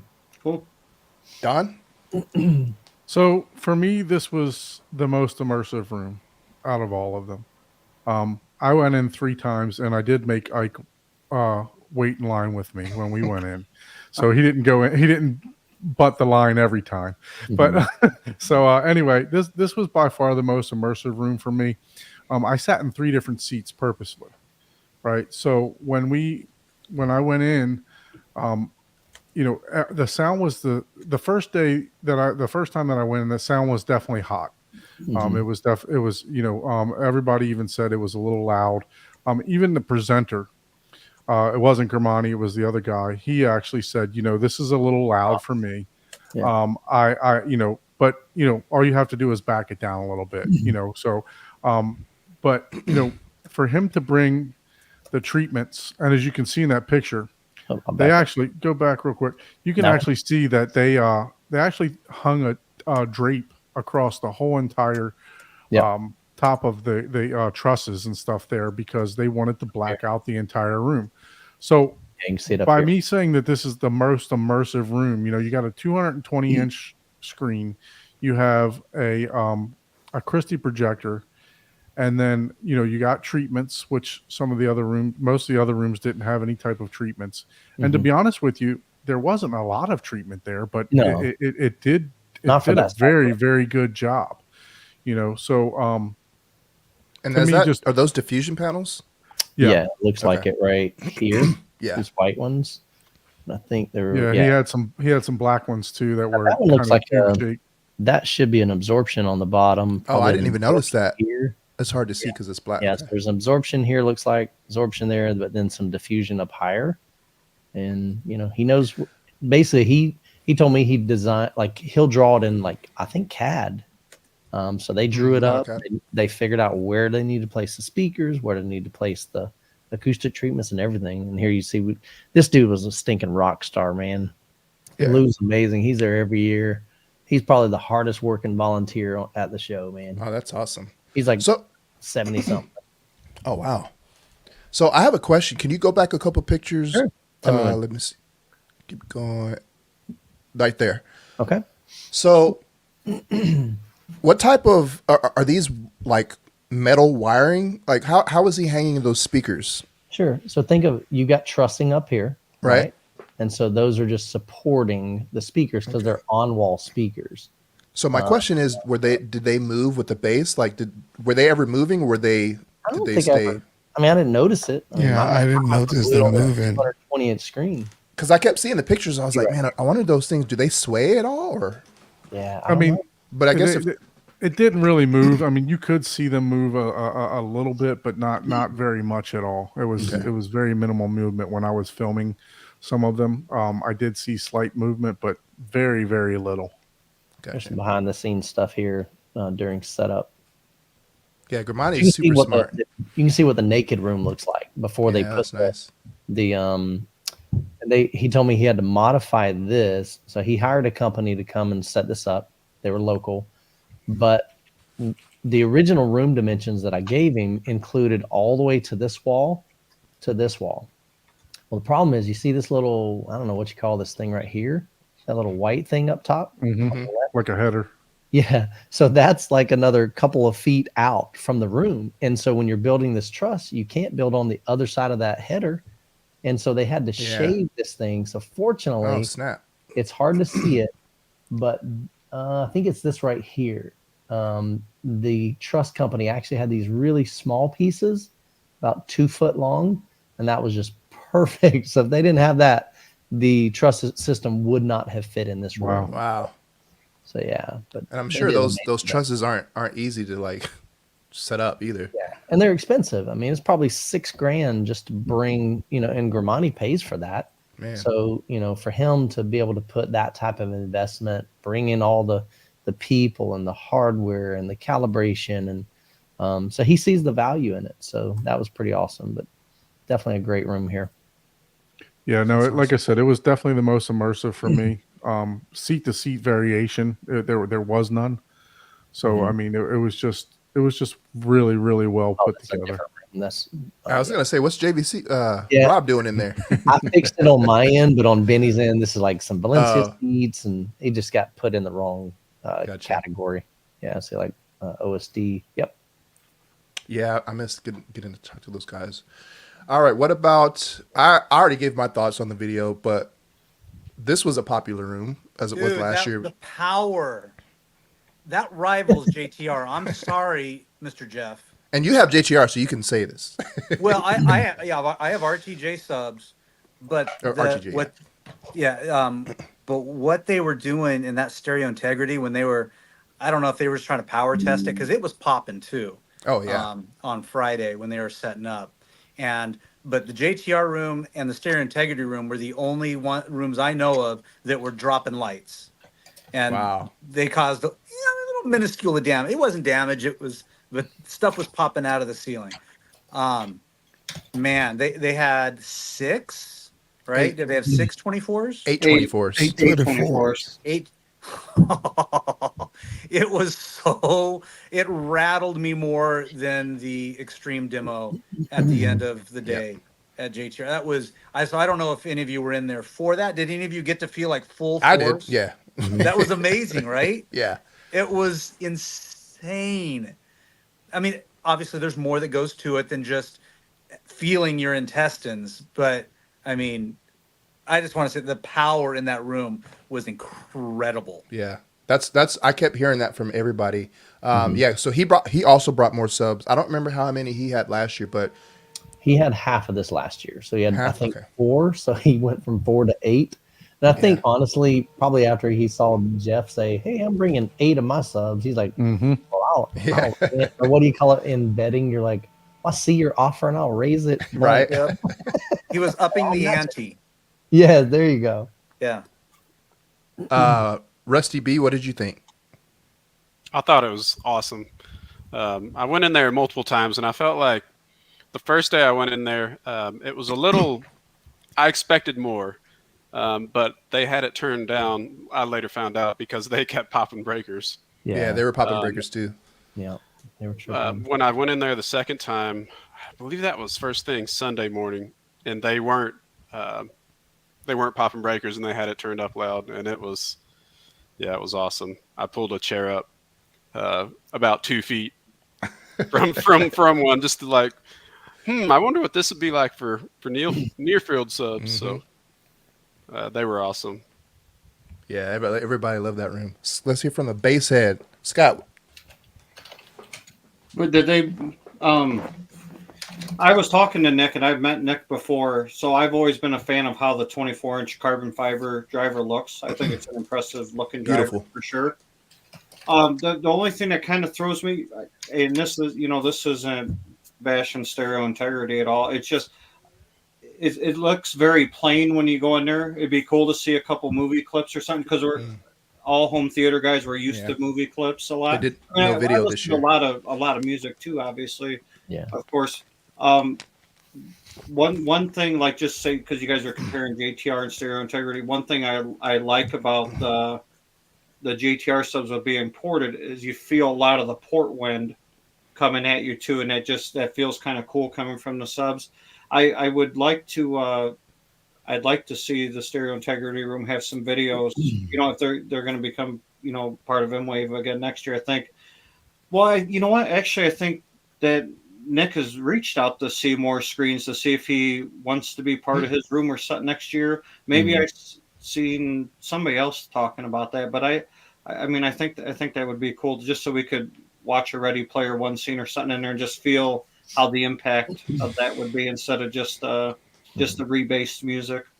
Yeah, because they had video last year, and I actually didn't even realize it until I was interviewing, and he said it, and I looked, I was like, oh yeah, there's no video in here. I think they were just doing music. So, like, if you walk into the other rooms, they were visually more appealing, just because we're stimulated by so much more stuff. Yeah, and it was just kind of, bare. I mean, I enjoyed my time in there, and I enjoyed my time talking with Nick and talking to the people that were in that room. I was just understimulated, I guess, but hey, they put on a good show. A lot of people liked them. I enjoyed my time in there, so that's just my thoughts. and that's good feedback to let the vendors know directly. The great thing is a lot of these vendors are active on Facebook and stuff, and so start a conversation with them. Let them know what your thoughts are of it, and say, man, I would love to see a movie clip on there. And I know some of the brands wanted to mix it up this year, like Nick. He wanted to do more music. What was it? Oh my goodness, I'm drawing a blank. Martin Logan. So their room, man, we can't compete with JTR. We can't compete with Stereo Integrity. But what we can do is show people and give them an experience that a lot of people have not had the opportunity to hear. And that was Dolby Atmos music and spatial audio. And so I heard that was another room I didn't get a chance to go into. But they're like, this thing, they said it was incredible. Sounded really good. So they were just wanting to give some different experiences for the attendees. For a 2-channel setup, right? That room was crazy. It was good. I think I was even more impressed this year than last year, but obviously I think they had twice the amount of subwoofers. But it was great, and I think getting to interview Nick and just hear his story and things like that was the most interesting part for me in that room, But yeah, the subwoofers, and they look good, man. I think that's one of those big ones that you can get away with for the wow factor, right? Yeah. It's gonna be a lot easier to sell to my wife Stereo Integrity subwoofers than any other brands. And just seeing those, there's something about those Stereo Integrity subwoofers when you see them flexing, it just looks cool, man. It just looks carbon cool, fiber, man. Yeah, and those towers they had there, man. They need to talk. I didn't even know they sold. They need to talk speakers. about that, man, because wow, that thing looked good. I think that's something they're just coming out with, is what they mentioned. So yeah, Nick's a smart guy too, man. Yeah, that might make me, reconsider my whole in-wall thing, right? Those towers look good, man. I was like, wow, okay, you need to get this out in the market quickly. Yeah, definitely. So yeah. I don't want to rank any rooms, but this is my top 3 rooms out there, man. Nice. Hey, we got Paul. Sorry, we got Paul Muto. What's up, Paul? I haven't talked to him in a while. He says we are working on the Seymour Screen Excellence, Storm Audio, Ascendo, Christie, Lumigen, Movia, Cedia Expo room demo. What clips do you like to see? Nice. So it just shows you they're listening. So yep. Mm-hmm. Now I don't know what Movia is. You probably haven't thought about this. There's a movie called Ready Player One. Yeah, right. They're in a race. You should look into that scene. You know what's funny about that is, and I get it. I get the sentiment, but I heard a lot of people, they were like, can we get something else other than Ready Player One? Which I understand, but it's one of those, it's reference, man, because you get everything. You get dynamics, you get the bass, you get the tactile, you get the atmospheric stuff. So it's like, I don't want it to go away, but I can understand how some people will, actually, there's a lot of movies that have come out this year in the theaters. I think there's going to be some new demo material the next year. But it also helps, right? It helps because you know that you're clip used so to it. well. Exactly. Right. That's why, you always go, if you get something new for your theater, most people, you go back and watch A New Hope. You go back because you've seen it, except for Michael. And you know what it's supposed to sound like. You watch because you've seen it so much. Correct. You know how okay, I can see a difference. Yep. Mm-hmm. Yeah, so it does help having Ready Player One, but agreed, they could you could expand a little bit. Yeah, it can be crazy because especially for people who attend a lot of shows, right? I think like for me last year, I think I went on. Yeah. What do you want? What? You got mail. That's hilarious. Mitch, what did you think about Stereo Integrity? Yeah, kind of second some of the things that Scott was saying, that I would have liked to have seen some movie demos. Yeah, the music, I'll just say the music they were playing wasn't really my music, so I didn't hang out too long. But yeah, I think it would have been some great tactile bass, especially if they were lined up behind some theater seats. That would have been fun to see. And actually, it's funny because on Saturday I was walking by. I didn't know where it was coming from, but I heard some music from Godzilla -1, and I was like, "Who? Somebody has this." I know, and then I didn't hear it again until Sunday. I walked past RBH room, and I was like, "Oh snap, they have it!" And I actually wanted, and I know it's hard to get. I actually wanted to hear that on the JTR system, and they had an RBH, but I was like, I'm actually kind of scared to hear that.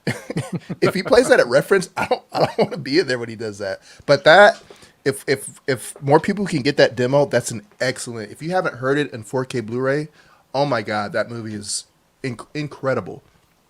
Which movie are you talking about? Godzilla -1. Oh, I thought you were talking about The Notebook. Yeah, well, that too. That's reference. Yeah.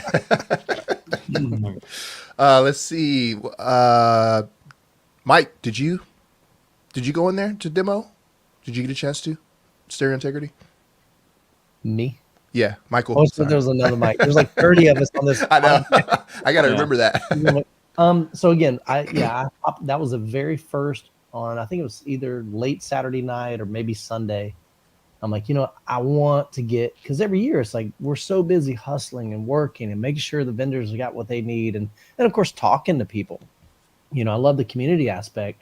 It's hard to just enjoy it as an enthusiast.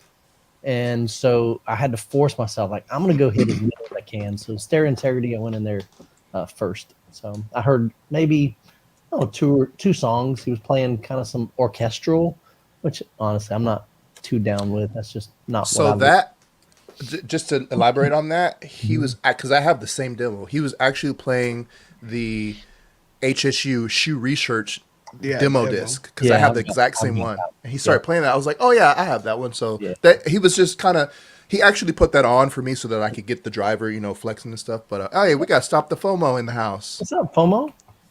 What's going on, man? Good to Add him see to you. the stage. Yeah, hop in, bro, if you want. I'll somebody send them the link.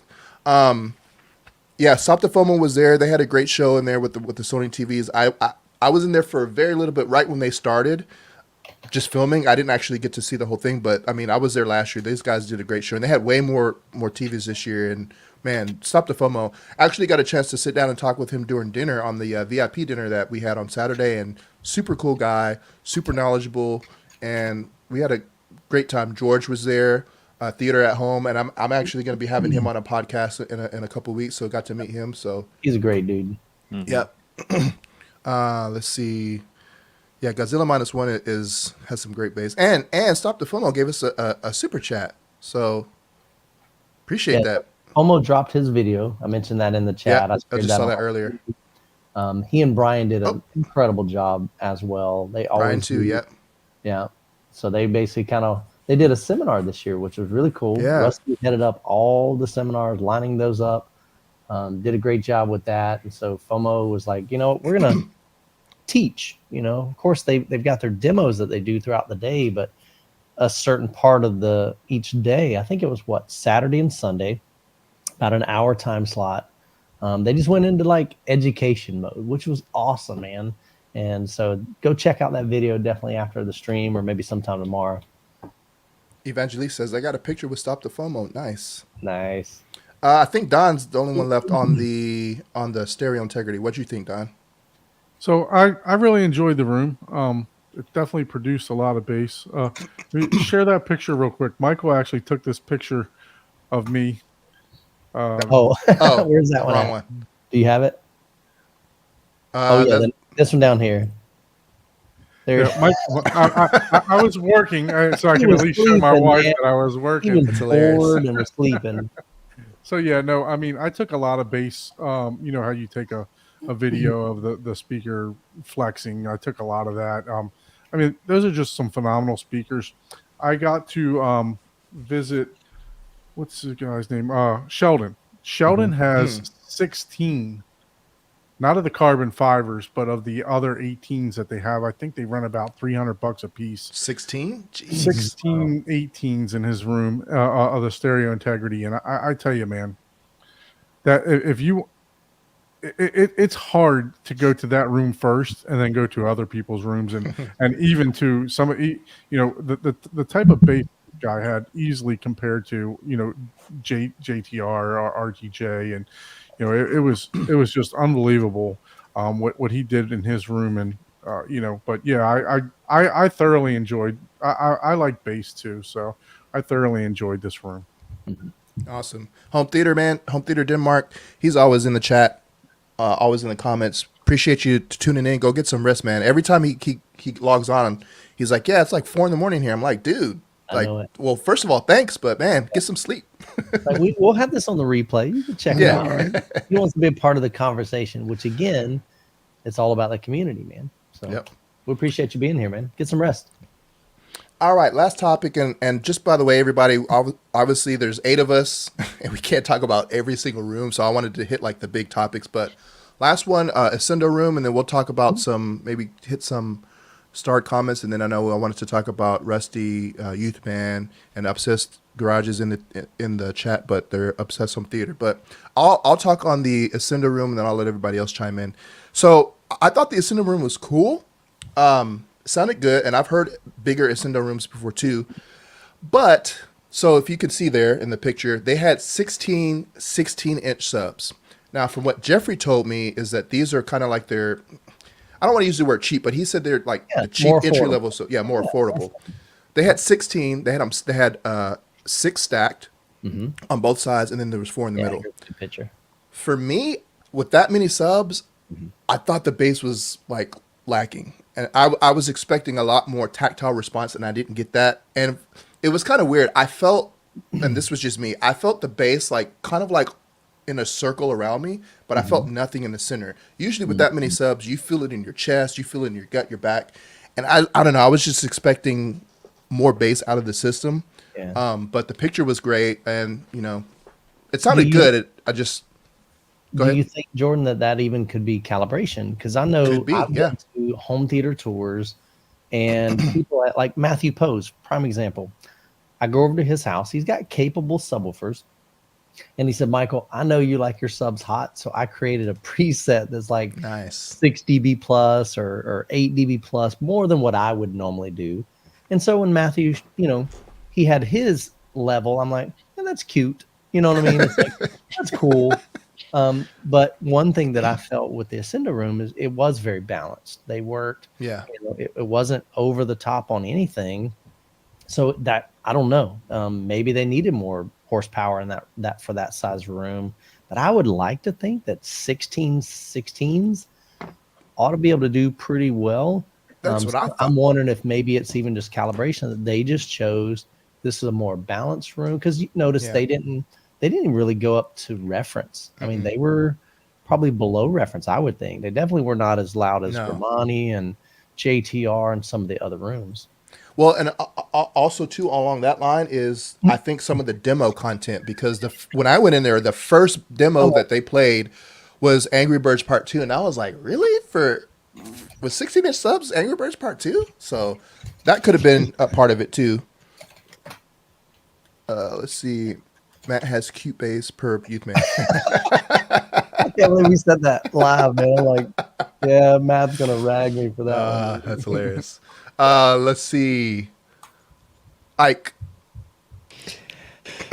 I think my sentiments are the same as yours, right? I walked in there. I actually had to go closer and try to count the number of subwoofers because I think I was expecting more. But like Youthman said, it's either calibration or I don't think maybe their focus was the bass, right? Maybe they just wanted to level. I feel like they wanted to go with the whole spatial audio thing. Yeah. And it's kind of hard to do that if your room is sounding like JTRs, right? For spatial audio. So maybe that was the target goal, you know, but the whole 16 sub just kind of leaned my expectation in a particular direction. But overall, I think the room sounded really, really good. I came home and I'm seriously now reconsidering my in-ceiling speakers. Yeah, I think I'm ready to go back to on-ceiling speakers. This image was gorgeous, by the way. Oh man! And was that a that was a that was a Christie? Okay. They used the same one. It was the MK. They help me out. It's like MK15 something. It's a 1080p pixel shifter, so it's not a native 4K. It's upscaled to 4K basically, or maybe not upscaled, but it's a faux 4K basically. Same model as the one in the Grimani Systems room. The only difference is they were using different lenses. But I thought this one looked really, really nice. It's a smaller image, much smaller than the image was beautiful. It was I got a picture of that projector if you want to share it. Yeah, for sure. Throw it up there. Rusty B, did you go in there? Yes, I did. I thought, There we go. you know, if Joey Peacock, what's up, man? What's up, brother? if What's up, Joey? if they wouldn't have said there were 16 subs in there, you know, if I didn't know that, I would have been very happy with the room. But the fact that I knew there were 16-inch subs in there, I was expecting more. Yeah. But I still don't think it was like bassless. No, it had bass. It wasn't what you were expecting. Right. It didn't sound bad at all. No, it sounded clean. And then outside of the bass, it sounded more than clean. Like their Atmos speakers and everything were very well calibrated, and I thought it was a very clean sounding room. And as the first time I'd heard Ascendo, and so I was impressed. I like it. I'd buy it. And then the Angry Birds. I don't know if they were doing that just to show off the Christie. Yeah, maybe that's true. Because it was just straight dialogue. I don't think I would have led with that, just because because like I said, when I walked in, I was like, had no idea what was in there, and then I saw the room. I was like, oh snap, there's 16 subs. All right, let's go. And then I was like, wait, We're just chilling. So Tony, Scott said Jordan got angry watching Angry Birds. well, think about this too. So Tony, SOWK, he's in the chat. One thing that I learned when he does demos at his house is you kind of start off like small. That's true. Yeah, that's he good. does like 2 channels, and then he'll go to a demo and he'll add a couple more speakers, and then he'll add some subwoofers, and then he'll add the butt kickers, and then he'll add the Crosons, and then he'll add the wind, and so gradually he's building up the volume as well, so that you don't walk in and it's just balls to the wall, going nuts, and the whole room's about to fall apart. So maybe that was their thought there, or they wanted to show different features. Like, okay, this is maybe a great demo of Atmos. This is a great demo of dialogue. This is a great demo of, tactile, and then maybe a great demo of this beautiful projector that we've got. Yeah, and just a shout out to Joey Peacock. Pretty much everybody was using Mad VRs, right? And at least in most of the big rooms. Yeah. JTR, Grimani, who else? I think Ascendo was, yeah, that's right. RBH, maybe. RBH. Joe, you can let us know. He's in the chat. Yeah. I know they were using I think they were using a JVC in the RBH, right? Because and they even have one on the big what is it, LG 98-inch in the hallway. in the hallway. Yeah. They were showing, hey, this is, a lot of you guys have TVs. It's not just for projectors. Yeah. Okay, so Joey I was says actually very impressed by that. Yeah, I knew it made a big difference on projectors, but I didn't know it did on TVs. Yeah. Funny, Joey. Joey says the goal of the room was to simulate someone's closed-in garage. Angry Birds was to show folks how the kids and grandkids would enjoy a system like this. That's nice. hilarious. Yeah, so I didn't actually get to like stand in front of that LG and like see the side-by-side demos, but I saw the picture and I was like, man, that thing looks awesome. So, but yeah, you can use the Mad VR on projectors, TVs. I mean, and I think Joey said in the video when I was interviewing him, he's like, you can use it with any content. I mean, it does all kinds of stuff. Scott, what did you think of the Ascendo room? Oh, somebody's at somebody's door. I heard a doorbell go off.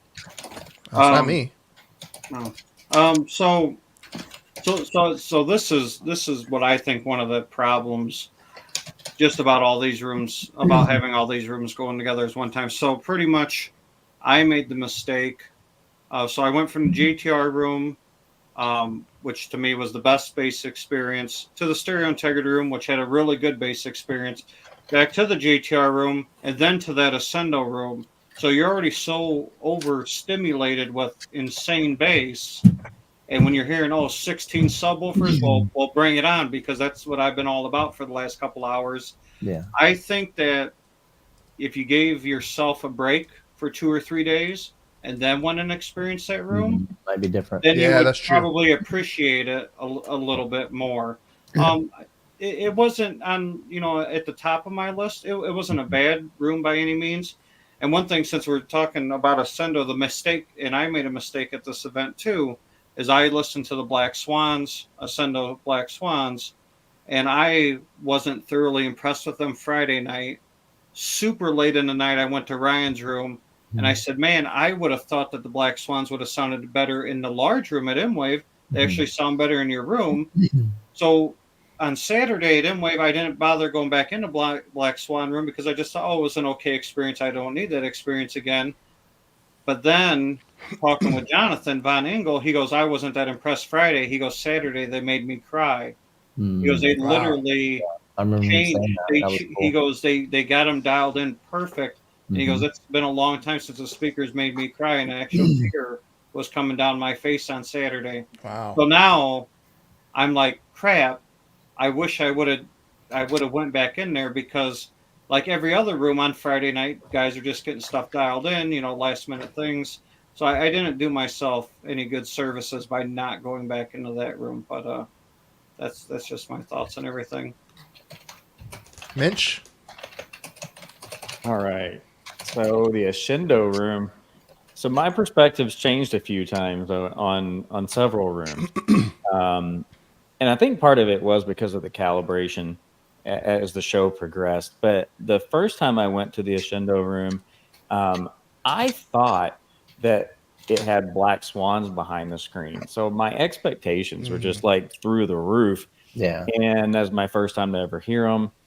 And I walked out going, man, like it's okay, but I didn't think it was all that great. But I was thinking, I'm thinking this is I don't know, what are those speakers, 30 grand a piece or something? Thought it was good, but it wasn't that good. Well, I went in again on Sunday late afternoon, and then I realized that like these are their kind of, I don't know if they're entry level, but they're more affordable speakers. And I thought that it's a very tasteful, well balanced, it was a very cohesive room, and I really enjoyed it, especially for that price range. I said, okay, that makes sense to me. I think that's a good product. The sub stuff, I don't know. Somebody told me on Friday night that the Chest Slam was just insane, more so than their I think they have 24-inch subs at home. When I went in there on Sunday, it wasn't that way. So it could just be that they were adjusting settings throughout the weekend. Yeah. But I do want to touch on it was Cinemike, Ascendo room. The Black Swans, 2-channel setup, and they were playing movie demos when I first walked in. And I was far from impressed. But it's kind of, they're down mixing a 5.1 movie trailer into 2-channel, and it wasn't really very good. And I said, hey, because I got to hang out with the Germans for a while during setup, and they're really cool guys. I enjoyed hanging out with them. And I said, can you play some music? He just handed me his phone and said, just play whatever. And my goodness, on the 2-channel music, those speakers were amazing. Yeah, they're pretty impressive. Really, really enjoyed it. Like I think they live up to the price. I mean, I still wouldn't, I'm not there yet, maybe someday. But when you start totaling it up with the subs and the amps and everything, it gets steep quick. But they really are amazing. But I gotta say, to me, last year the standout of the show, like there are so many great rooms. The ones I always like is the ones that come as a surprise. Yeah. Last year I was really surprised by the SBS room. It was their prime bookshelf. And a lot of it's because maybe, a lot of it has to do with expectations. I wasn't expecting a whole lot. And when I listened to it, I'm like, man, this is amazing. And then I heard the price for the whole room. I was like, yeah, like $6,000 or something. Really amazing. Yep. Yeah. Outstanding value. And this year, I didn't even hear that room because they were breaking down early. But I went. So I'll give credit where due. On the first day, Matt told me Martin Logan, like that's the room. I said, no, I've heard Martin Logan. I've heard the 60 XTIs, and like they're always good, but they're not stole the show good. It was always just like really rock solid value, and I've always enjoyed them, but I never thought they were amazing. And they've been at the show every year. I've heard the Neoliths, again, great speakers, but after a while they started to get old because they're pretty bright, or they were calibrated that way. And so I wasn't looking forward to it. It's like, no, you got to check it out. And I really enjoyed their Atmos setup. Yeah, that was cool. I don't know what they did, but that sound stage was enormous. Like the whole room had a huge sound bubble. They're playing Elton John, which I'm not an Elton John fan, and I still really enjoyed. You were crying, Rusty. Do I? You were crying. He's still crying. I am, man. It got you emotional. Got you all in the feels. Yeah, they hit me right in the feels. So that was, to me, there's a ton of great rooms. I love JTR. Grimani had everything dialed in. The Ascendo stuff was a ton of fun, but those Martin Logans, it was a big surprise how they sounded. So Rusty, this is the video that I'm working on right now. That's my thumbnail. Nice. I can't see it; it's so tiny. But it says, Martin Logan stole the show. Oh, well, there you go. So And, that's the video I'm working on right now. That's my thumbnail. Cool, well, and I just stole your thumbnail. Yes, you did. and like I said, Matt said it first, and I didn't believe him. And when I did it for myself, I'm like, it really was good. So I'm actually surprised more people aren't talking about that particular room. I was going to. Well, there. You got some catch up to do. Why don't you go next, Don, and then we'll get Brock. All right. So for the Ascendo room, look, I think it's a tale of two different days, right? Because there was actually two different demo clips that they set up. So I went on the first night. I think I went with Ike on the first night. And literally, we were watching Godzilla versus Kong. I don't know which one it was, but I mean, the light coming from that light cannon, I looked over at Ike, and when Godzilla shot that beam of light across to Kong, Ike was like this. I mean, it was bright, right? So, and there was a ton of bass. There was a lot of bass in that room for that demo clip. So I truly think that it was a tale of two demos, right? The second day I went in, they showed Angry Birds, like you said.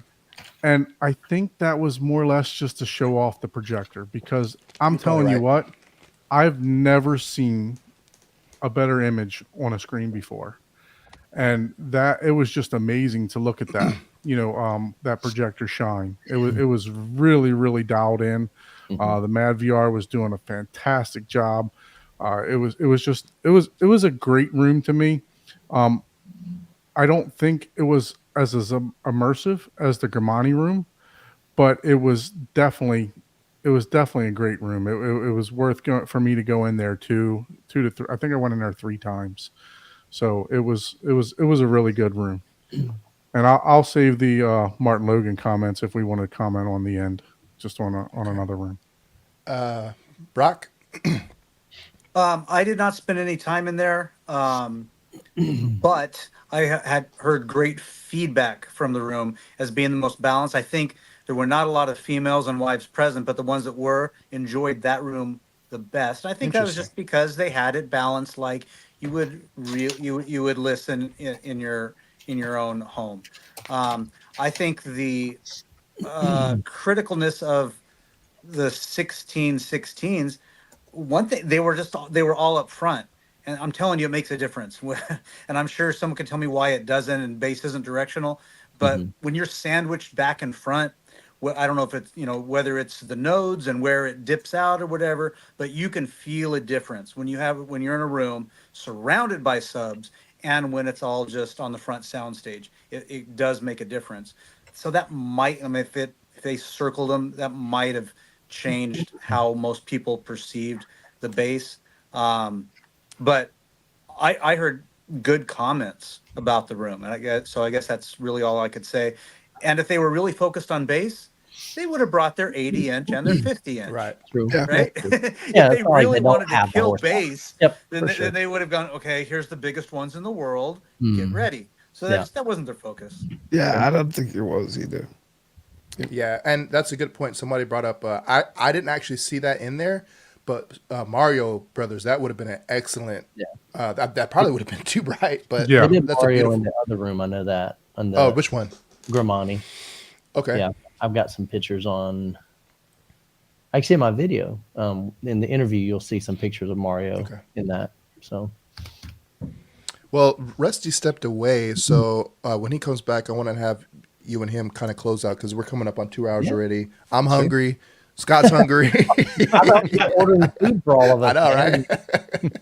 What kind of party is this? DoorDash coming to his house. When Scott invites guests over, he has a taco truck outside. Right. So taco truck I know. I can't beat that. I can have some Uber Eats maybe. But yeah, I guess while we wait for Rusty, what did you want to say about the Martin Logan, Don? Yeah. So I don't know. I don't know if you saw it earlier, but if you can key in on that. I got a video coming out. Hold on a second. There we go. Where are you? There you are. There. So that's my thumbnail. I like it. So I truly believe that this room stole the show. I like the fact that they came in there doing something totally different. Yeah. The electrostats are just, the highs, and they're just so airy and dynamic. I mean, it's just such a pronounced sound to them. And then to add the spatial audio, and that's what they focused on for me. It really took my breath away, to be honest with you, sitting in there listening to those rooms. Of course, I am a Martin Logan fan. However, I don't have the electrostats, but it was really a great room for me, and I'm not a huge music listener, but to sit in there and listen to some of the music, and they were using the Apple Music spatial audio. It was just phenomenal. It really, really was. So that room for me just stole the show. It wasn't something that I was expecting, and it really did well. Their subwoofers are no slouch either. I think they had 6 dual opposing 15s in those rooms. Mm-hmm. Those were no slouch. I was very impressed with their subwoofers and the way that they blended everything together. Nice. I see where Rusty went. He went to go get drinks, man. Where's ours at? I also got a cookie, but I already ate that. Oh, nice. Well, why don't we go ahead and close out? Rusty and Youthman, you guys are working on a new project. I know Michael kind of talked about it a little bit, and I talked to Rusty a little bit. But why don't you guys talk about your Obsessed Home Theater, and then we'll go ahead and close it out. Yeah, so I did during our 1000th video on my channel. I'm like looking at the past, looking at kind of present with Mwave, and then I began to share about the future. And part of the future is this new endeavor that we're looking at, creating a brand and creating a business called Obsessed Home Theater. And so we partnered with Matt Mormon with Obsessed Garage. Rusty's a part of that. We are super pumped. So we're not giving you all the details. We're just going to give you I gave a little teaser in the video, but man, like, I really think that the number one question I get, bar none, on my channel, and probably you guys as well, what should I buy? I'm looking at Kef and I'm looking at this. They both fit my budget, but what should I go with? And so we believe that Obsessed Home Theater is going to provide a lot of those answers through that. So I'll leave that at that. Rusty, you got anything to say? To add? Yeah. So our goal isn't to be everything. It's to help make people, to make the buying process easier by curating the products that we endorse and that Michael endorses. And so I think it's going to be a lot of fun. We're going to do a lot of education, a lot of curating. This is something, I've known Matt now for 7 or 8 years, been a fan of what he's done in the auto space, in the garage space, and the house space of going out and finding the best, and then making that easy to buy. And so, I've supported him. We've been friends. Then, a few months ago, going through all these changes in business, that was when, in just a casual conversation, I had mentioned to Michael, I was going to have a lot of free time on my hands. At least I thought I was. You thought you were. Yeah. It was not. I still don't have free time on my hands, but it was perfect. The whole thing was perfect. So I volunteered and said, I just want to do this for the community, for fun. Might as well while I've got this free time. And then during that process, and I told him, I said, I'm looking for the next thing. I don't know what that's going to be, but I want it to be something fun, something that I love, which is cars and home theater. Well, I take that back. It's pretty much anything with a motor or a processor. Right. I like all that stuff, all those gadgets. And so I was looking for opportunities and looking for, just to get to know, immerse myself in the industry, and through that and through these friendships and conversations, this kind of emerged, and I'm happy to be doing something I love, and I'm looking forward to it. Yeah, one of the things that was pretty cool is that I remember doing, I don't know if you guys remember seeing it, but on my channel, I filmed Matt's home theater tour, 3 or 4 years ago. Yeah, I remember And that. it wasn't long after that, and I don't remember if it was at his home or if it was through like Messenger and texting, but he would keep, kind of periodically we'd check in with each other, see how we're doing. And I just remember him saying like 3 years ago, one day I want to do something together. Got an idea. But he didn't tell me anything about it. I'm like, okay, cool. And I didn't think anything about it. Went about my business, growing my channel. He reaches out again. He's like, hey, I haven't forgot about this idea, just not the right timing right now. I got to work on some other things. I'm like, again, didn't think anything of it. And then literally at CEDIA last year, so it would have been CEDIA 2023, I get a text from him, and Matt was like, hey, you at CEDIA? I'm like, yeah. He's like, me too. He said, are you, he said, where you at? I said, I'm at the Hisense booth with my videographer, Joe Marin. And I said, but we're just about to wrap up. I said, we're catching a little bit of B-roll, and then, I'm available. So he said, cool, I'll stop by the booth. And so he stops by the booth, and, we have a conversation, and we're just chit-chatting and stuff. And then he says, hey, you want to do something? How did he say it?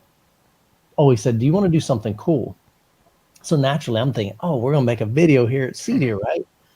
And he said, you ever been to Roost Chris? I'm like, what's a Roost Chris, man? So don't crucify me. No idea. I don't know what that is. It's a bougie, It's a steakhouse. nice steakhouse restaurant. Okay. And so we go there. He's like, let's go to Roost Chris. I'm like, cool. Have a great dinner. And then after the dinner, then he begins to kind of share his vision of what he saw 3 years ago and what he sees in me as a content creator.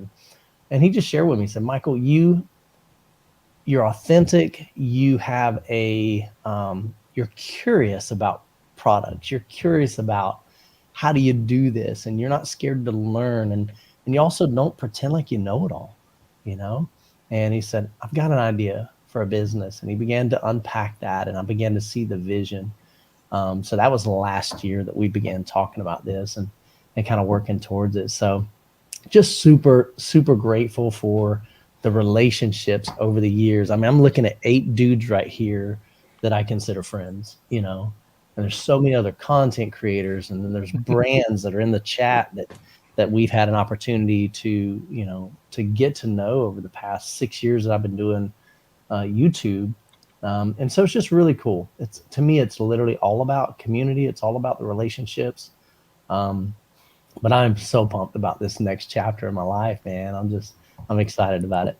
I can't wait to see what that's gonna be like, and I'm sure it's gonna be successful, and we're all gonna be here, supporting you guys, and Appreciate hopefully we can be a part of it, whether it's filming content somewhere or something. Like I'm excited for you guys. So we've got some fun things that we've even been talking about with content creators, ways that literally, because you guys know my heart. I love pouring into y'all. I don't care if you got 200 subscribers, 1,000 subscribers. To me, it's not about clout. It's not about who can I connect with that'll build my audience. My heart is for you guys. That's why I've never been a gatekeeper. I've shared with you, I'm an open book. Don could call me tomorrow and go, hey, I got a question about AdSense. I got a question about brand deals. I got a question about what are camera settings, whatever. You, as a content creator, you can look at that and go, I'm keeping all my secrets. I got my secret sauce, whatever. I ain't got no secret sauce. But what I've learned over the years and the things that I've found that have helped my channel grow, I'm 1,000% open to share it with you guys. I'm not a gatekeeper. But we've already talked about some creative things that we could do to help support you as creators. And like Rusty said, we're gonna have some fun doing it too. So I think it's gonna be cool. Yeah. We're gonna do some get-togethers, and I like I said, I'm just super pumped. Pimp my. I can definitely I can definitely attest to Michael, because I'll get on his Patreon channel. I mean, and he's so transparent. He'll pull up his stats from YouTube and talk about what he's doing and how he's doing it. And so, I mean, just I have nothing but to say but thank you to you, to Rusty, and to Ryan for putting on Mwave. I mean, it's definitely something that I enjoy, going to every year. It's time away from my family, but I mean, it next year I was already told that they're coming. So, oh, awesome! And we saw a lot of families this year, which was really cool. Way more than last year. Saw a lot of couples. I think I saw some kids. I saw some strollers, and I was like, oh, okay, cool. I saw one dude show up with his 2 children, like in strollers. Yeah. I saw the strollers. I was like, are they? Yeah, I took pictures of them because they were like, I think they were in the Stereo Integrity room right next to one of them subwoofers, and I'm like, teach them while they're young. Well, guys, this has been awesome, man. This was fun. I was a little nervous when I saw the body count. I was like, man, 8 people. How long is this? But it was fun, man. I'm glad that we did it, and I'm glad that I got a chance to see everybody at Mwave. Got to talk to everybody. I know even Rusty B, like, he wasn't sure that he was going to be there, and I came around the corner. I was like, hey, Rusty, what's going on, man? You made it. I was like, I have to go. Yeah, man. I appreciate Michael, you and Ryan putting all this stuff together. Rusty, like everybody, we all have the same passion.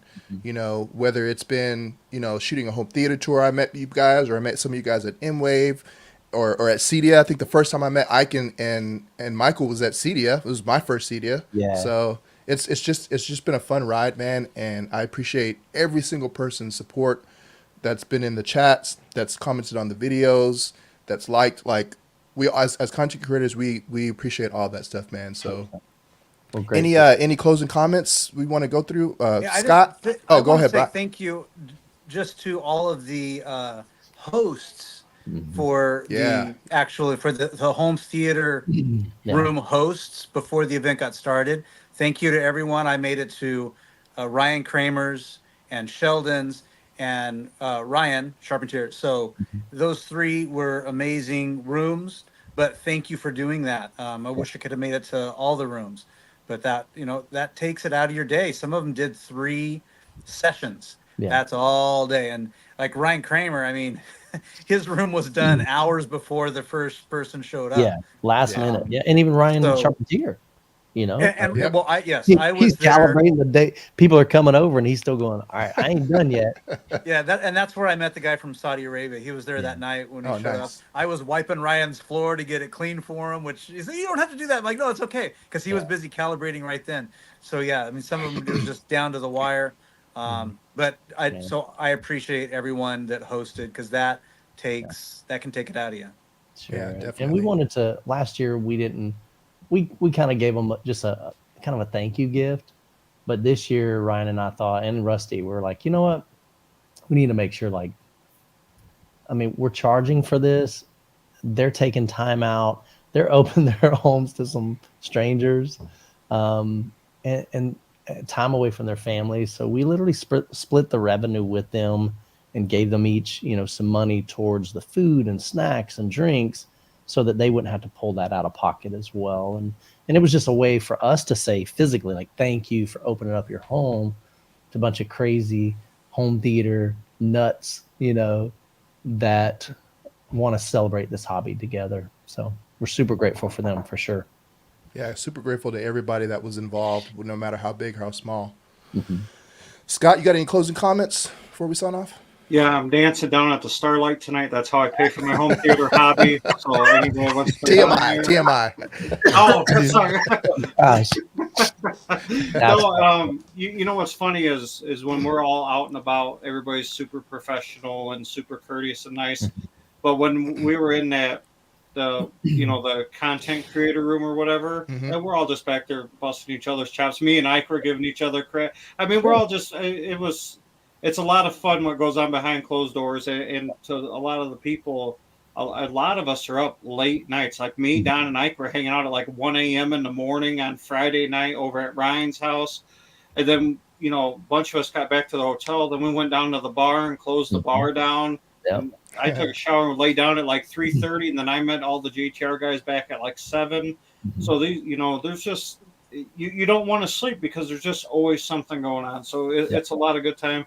I appreciate all your guys' friendships. A lot of us chat outside of the YouTube space. Yeah, A lot of people, for the people that think, oh, you guys are just worried about your content and your viewer numbers and all that.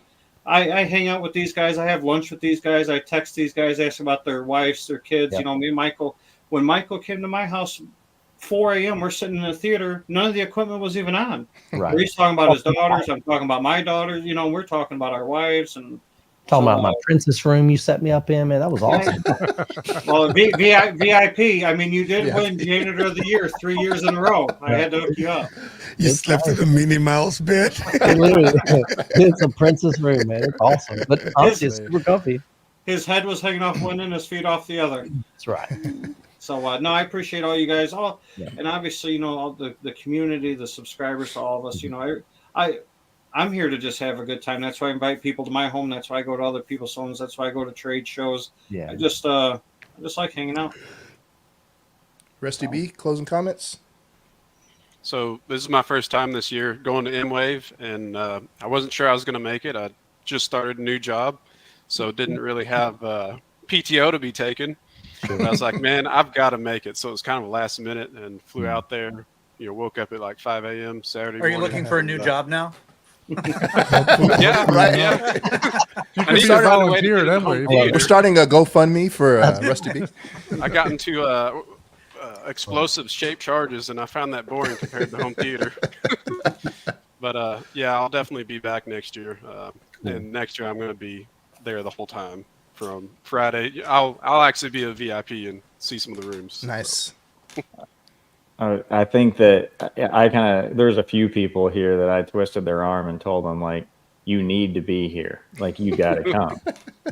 You won't regret it. And the best compliment, I heard this from dozens of people. They would come up and say, I thought this little event, there's like 15 rooms. I thought it'd be done in about 2 hours and be bored. Yep. And then the opposite happened.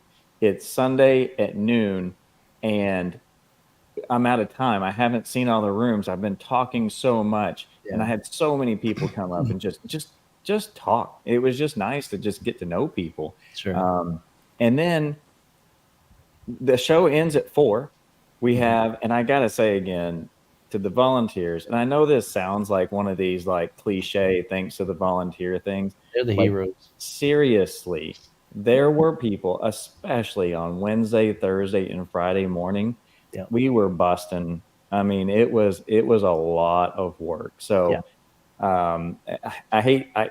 there's some people I feel like I should honor above others, but I also hate to leave anybody out. So I don't know what the right thing to do. I just know I mentioned Lou because this dude's older than most of us, but yet he's working harder than all of us. That's crazy. Lou was there. He was there all 3 days doing the setup all he's day doing long. Trusses. I'm like, he's doing the tear down.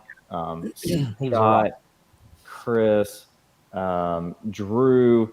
I had so many people, so many wives got donated to the registration desk. Volunteered. Here you go. They even volunteered, a lot of them. They're like, hey, how can I help? I'm here.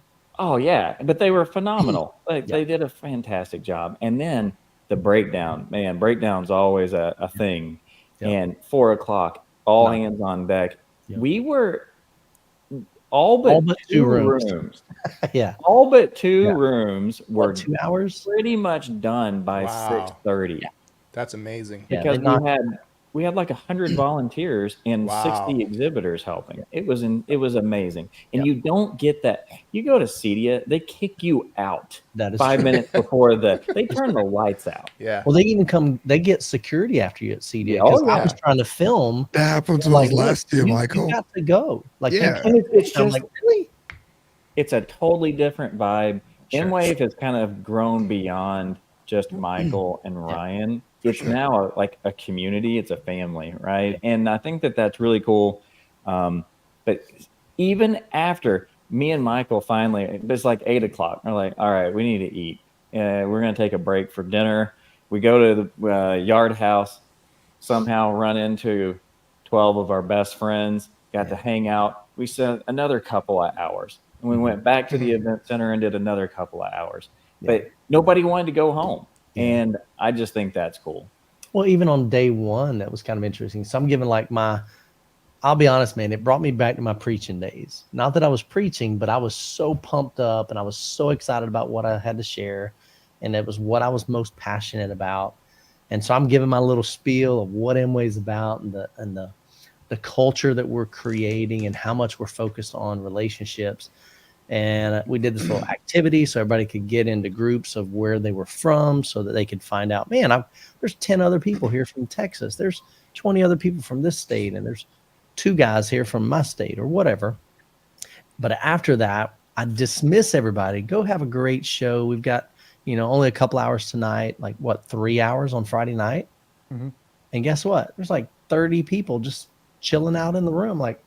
That was weird to me. I mean, that's what I wanted them to do, but I didn't know they would do it, And so here you have these beautiful, incredible home theater experiences outside the room, but you got people just hanging out and building friendships and building relationships and exchanging numbers and having bromances and all that fun stuff, But that's the essence of what Mwave is really about. And so if you didn't come this year, you got to come next year. Go ahead and save up. It's expensive, man. We know that. We know that it's expensive for you to take PTO, to save up for the expensive hotel downtown, your Ubers and car rentals and all that. But I promise you, it's worth it. It's a great event. Definitely worth it. And I imagine, Michael, and I know you guys are trying to close this down, but I mean, the process of all that's going to be starting up here probably in the next month or two for you, right? To get these guys, because a lot of these companies, especially if they're coming overseas, I mean, that's a big ordeal for them. Yeah, they've got to put it on their calendar. They got to put it in their budget. Yeah. So probably the next step, Ryan will figure out what dates and then convey that to the vendors. And then the Speaking process. of dates, it was really funny that literally starts. Last year you had the the show in July, and then the Comic-Con was the same week, and then you moved it a week up. I know, that was hilarious. And it was still the same week. Oh, we moved it a month up. I know. A month yeah, up. whole Yeah, month. month up. That was hilarious. Yeah, we went from July to June, and the Collecticon did the same thing. I'm like, what is the likelihood of that? Man, they're copying us, man. They were wanting to be us. Yeah, that was pretty funny. All right, Ike, should close this out with some closing comments. Mwave was great. I am ready for it next year and looking forward to it. I think outside of the gear, the relationships are the really important part of it, right? It's like when you show up there, you don't even know who has 1 million subscribers or who has 10,000 subscribers or whatever. Everyone is just having fun. Yeah. It's a great time. You get to see, some of us may never get to experience JTRs or stereo integrities or things like that, or own a 380 or, Christie. So it gives you an opportunity. So if you can make it, start planning, and God willing, we'll be there again next year. And, thank you, Jordan, for putting this together. It was great. And no problem, man. I appreciate everybody coming on. I appreciate everybody's, friendship and everybody's knowledge and enthusiasm for the hobby. And I'm sure everybody, watching feels the same way. So, hey guys, thank you guys for tuning in with us for the last 2.5 hours. Make sure you subscribe to all the content creators here. Show big thanks, hit the like button, all the YouTube stuff. It's been fun, and I can't wait to see what happens, in the future with Mwave 2025 and just, whatever else content that comes up, shows and stuff. And I'm sure I'll see everybody soon again. Look for some more content. I know I have my last vlog day to post at sometime this week. I don't know when, but it'll probably be before Friday. So I'll have that, and you'll probably be seeing some more content coming from the other content creators. So and for those of you on here, and maybe even the other content creators, if you watch this later, I haven't had a chance to convey this yet, but I've been adding everything to the Mwave website. So if you guys go over to MidwestAVExperience.com, up here at the top where it says videos, we've got videos from 2022, 2023. When you go to the 2024, you can see I'll put up here at the top, I updated it today. And so I've got my one video. Actually, I got to add my second video. Jonathan has a blog that he did a live stream. FOMO, I just posted that one today. That's on the TV comparison.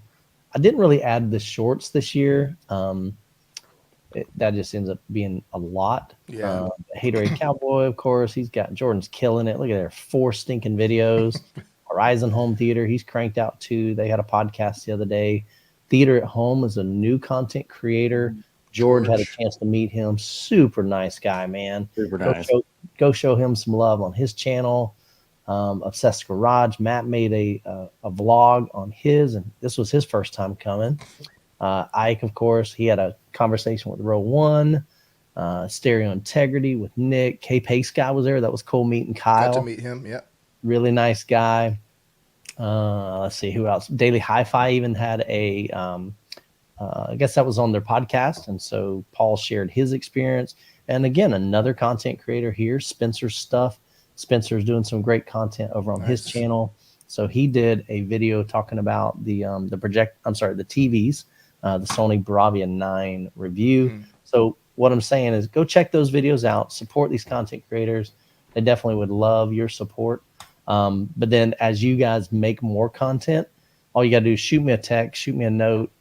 Hey, Michael, just dropped another video. I'll do my best to promote it on my social platform to share it with my audience, and then we'll get it added to the website as well. So I appreciate you guys making content. Appreciate you, man. And I know Ryan's not here. I don't know if he's watching. If he's watching this later, thank you too, man, because I know that guy works hard behind the scenes, and I see him running around, and I saw him sitting in the VIP room, and I was like, I know he's tired, but he's having fun. So we're all exhausted. Yep. Yeah. All right, guys. Well, thank you again for tuning in. Like we said, make sure you subscribe to everybody's channel and leave your comments. If you want to, say something else after the fact, we'll be in the chat. And thank you guys for watching. We'll see you next time on one of our channels. Have a great week, guys. See you guys. Happy July 4th. Oh, yeah. And be safe out there. Blow right, something guys. up. Thanks for Something.